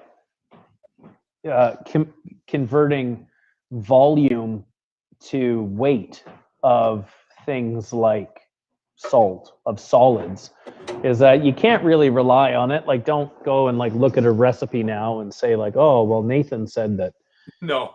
80, like a third of a cup is 100 grams of salt, because he's got a different salt and he's gonna lean in. He's operating on memory here, right? So yeah, and it depends on the size of the salt. Like table salt's different from kosher salt's different from, you know, whatever other sea salt. But I've used warm water. You can use hot, but I didn't want to run the kettle, so I just used warm water. And some people like to let their water sit out before they ferment, to let some of the chlorine or whatever evaporate out of the water. Not a bad idea. I don't think you necessarily have to do it, but if you clean your water, it's worth a try. Any ideas for sharpening skates? Ooh. Kevin, I don't. Kevin has told me in the past that he has sharpened like speed skates. Because they were like, apparently they're a lot like a single bevel knife. Okay. I've never done it. A normal skate is nothing like a knife whatsoever. No. Like, it's got that weird little arc in the middle. I've seen that plumber. That it's funny, Voog. That plumber has been advertised on, like, whenever I'm like going through Facebook and I like end up like, you know, it's like 2 a.m. and you end up like watching the video of the guy like doing the wood turning or whatever. I fall into those all the time. But yeah, they've been having this, the Out of the World one has been popping up in my I've been advertised by them a fair bit recently. Huh. Okay, if I need a bathroom contractor, that's good to know. Nice. I'm gonna write that down. The one thing I've heard about skates, because I actually had a customer at Ken of Inglewood who was in with her boyfriend getting a straight razor for him, and she was a like Olympic level speed skater, and she was looking at the edges of the straight razors, because when you're a speed skater, often you'll learn to sharpen your own skates, but you learn a really fine eye for it, and she was seeing like imperfections in the blade that I barely noticed, because her eyes were that trained for looking for stuff, because like a tiny imperfection in a speed skate can just absolutely wreck you. So I wouldn't sharpen my own speed skates, but I feel like ice skates you could probably make happen. Yeah. I'll look that up. Oh, that's not what I wanted to do. I'm gonna look them up, Voog. Thank you for the recommendation. So since we're still chatting, I just figured I'd get some jalapenos going. I'm sure we've all had those like canned jalapenos that you put on nachos. Those are you know, they do the job. But I just figured one day I got some really nice jalapenos from the farmer's market, and I just kind of thought, well, why the hell wouldn't I just try making pickled jalapenos, but fermented, make them better? And so I started doing that, and I use them on tacos all the time, and they're just really delicious. And same deal, just do a salt brine, some garlic, and some bay leaf, and that's kind of it. But it's a lot like those pickled jalapenos, but just way more flavor. Yeah. And the juice is really good. The leftover brine for marinades, for salad dressings, all sorts of stuff. Yeah, if you don't mind, Voog, that'd be great. Nice. Well, it's a good thing you mentioned your messed up bathroom today. Well, you know, what's the point of having all these friends if you don't ask them for help, you know? This is very true. Very true. Hey, if anybody missed it earlier, I just wanted to shout out again that Chris and Alex and Kevin raised $15,000 last week through the $24 challenge. I think you guys raised like nine and some grand, and then Kevin doubled his amount, so it went up to like $590 some dollars for to come home. Yeah, no, it was great. It was, and it's really just because I pitched in a little bit, but you know what? I lost a bit of weight. It wasn't so bad. I was grumpy, but it made me think quite a bit. Yeah. Yeah, I've lived paycheck to paycheck, but I've never things have never been quite that tight. And that's it really makes you consider the position that a lot of people are in. Yeah, and the thing for me was I was, I'll be honest, like making the kids lunches, I inadvertently grabbed the odd little piece of cheese or a cherry tomato or something like that. Like, now luckily I didn't put some crazy stipulation out there that if I cheated it was gonna cost me thousands of dollars. Yeah. But it made me think, right? Like, if I was still living in my house and still had to provide for my family. So if I was truly in kind of a dire strait, I wouldn't have been able to do that, right? Like, that wouldn't have been there. That temptation wouldn't have existed. No. So it was interesting, because even like I remember Alex saying too, he's like, well, I still got all these other groceries. Like, I still have food in my house. Like, I'll just have to make sure I only eat these ones, Yeah. So Adam does have a knife question here. Oh, really? Are the Fujimoto Hammertone Hanazuki thinner than the Nishiji version? Looks like it's a bit more acute. Well, let me go look at them. Peter says you did your part by telling all of everyone to donate to Kevin in case he messed up. It's a noble cause. I would say, Adam, if I had to be now, we're relying on my busted eyes here. I'm going to say that they look to be very similar. And I think that's the intention. They feel very similar. I guess if I were made to pick, I would lean on the Nishi, or I would lean and say that the Hammertone is slightly thinner. But that's going to be more from sharpening and whatnot. Like, all the work on all the Fujimoto stuff, all the work's done by hand as well, right? So we can't expect there to be some discrepancies from knife to knife. But I would say that the Hammertone is a little bit thinner, but you got to know to look for it. I wouldn't say it's obvious. So.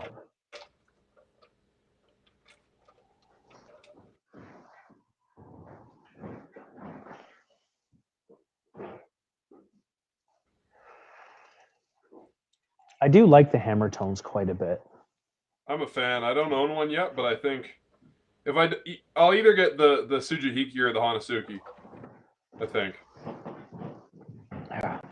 Yeah, I like the Tsujihikis. I like the Fujimoto Tsujihikis with that cool little, like, it's not quite as obvious as a Kiritsuke tip, but they do look pretty awesome.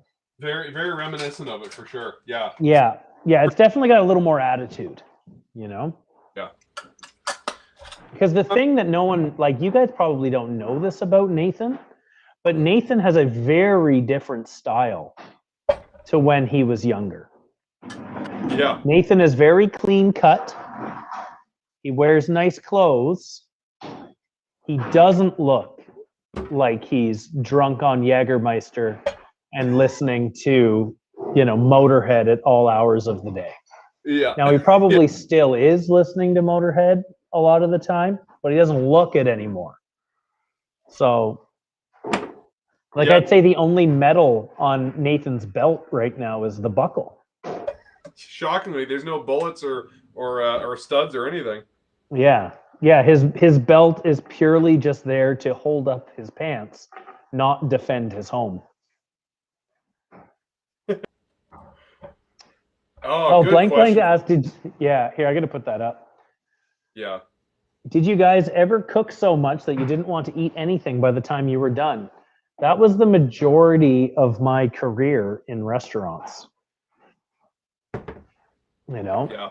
I did find that now, I guess it was more because sometimes I get like that. Like if I've been spent like all day, like, and someone will, accuse me of blasphemy, but like on a day where, like, if I was doing a brisket or something, sometimes I do get to a point where I'm like, I almost like, because you've eaten some, like, unless you get up real early or you've mastered the art of the overnight brisket, which I have not. I've already eaten dinner by the time, like, I don't get up at 3 a.m. anymore to do it. I'll just cook it until 8 or 9 at night. But then I've probably already had supper, and I may or may not take a couple pieces off of it, So sometimes, sometimes I've done that. During the $24 challenge, like for me, it was a lot of, I got to a point sometime around, I think it was around Thursday, where I just couldn't have been bothered to eat because I was so sick of eating the same shit that I'd been eating all week. Yeah. So I did skip dinner one night just because I was kind of in a bad mood about it. But yeah, when I was a cook, like my days off, like I never wanted to cook on my days off. I'd go out for lunch usually, drag Ophelia with me, that sort of thing. I still get like that sometimes. Like if I've spent hours and hours and hours slaving over a meal, it's kind of like my whole day. And by the end of it, I'm just kind of like, I'm kind of over it. I'm kind of like, meh. I'm kind of grossed out now by the whole process, and I'm just kind of Or sometimes if it's something like, if I've I've been messing around with pizzas or something for the past little while, I would I'm sometimes a little too, what's the word? Particular is not the right word, but maybe I'm too, what am I trying to say? What am I trying to say, Al? Like fussy, but like I read into it too much. Yeah, like if I made a pizza, like it's almost like I take notes after. Yeah. Right. Yeah, like it's just like, critical is the word I'm thinking of. Yeah, or same thing with like, if I did a brisket, like I'm like, well, I should have done this, I should have done that. You just kind of focus on what's not great. Yeah, totally. Especially if you feel like you made a mistake partway through, like if you know you fucked up when you were cooking a little bit, you're just gonna be tough by the time it's time to eat. Yeah, I've only just gotten to the point in the last maybe year or two where I can eat in a restaurant and not be super critical of the experience. Yeah. But you realize it makes like for a long time fun for the person you're there with. Yeah, you just learn to keep your mouth shut, Yeah. I still don't I'll go to I go out every now and again, or at least I would in a normal situation, but I don't eat out in restaurants as much as I used to. Maybe it's because I got the 3 kids at home now, so can't be bringing them everywhere. They're all picky. Gets expensive. So and it gets expensive, I don't want to spend, I don't want to spend as much as I would at Kelsey's just to keep the kids happy. If I could have just, my girlfriend and I could have went to Supply and Demand or something for the same price. That's the most disappointing is when you go to one of those family restaurants and you're like, oh, food, it'll be cheap, and then you end up spending way too much money for mediocre food. Yep. Yeah, that tends to happen.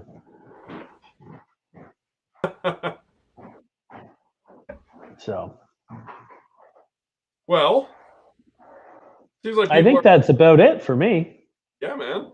So I got through the Giadiniera. I've got a couple of jars here, a couple of big jars. I'm definitely gonna have to give some of this away.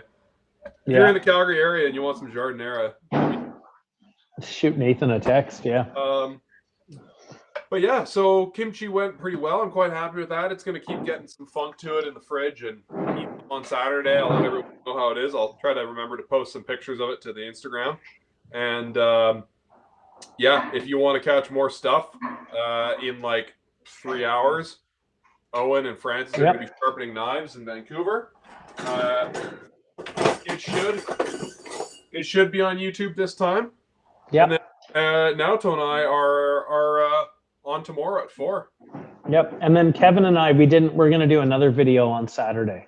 Oh, that's right. What are you guys doing? In the same time. I don't know. I think Kevin wants to like have a pineapple race. Who can cut up a pineapple? He said it's gonna be bloody apparently.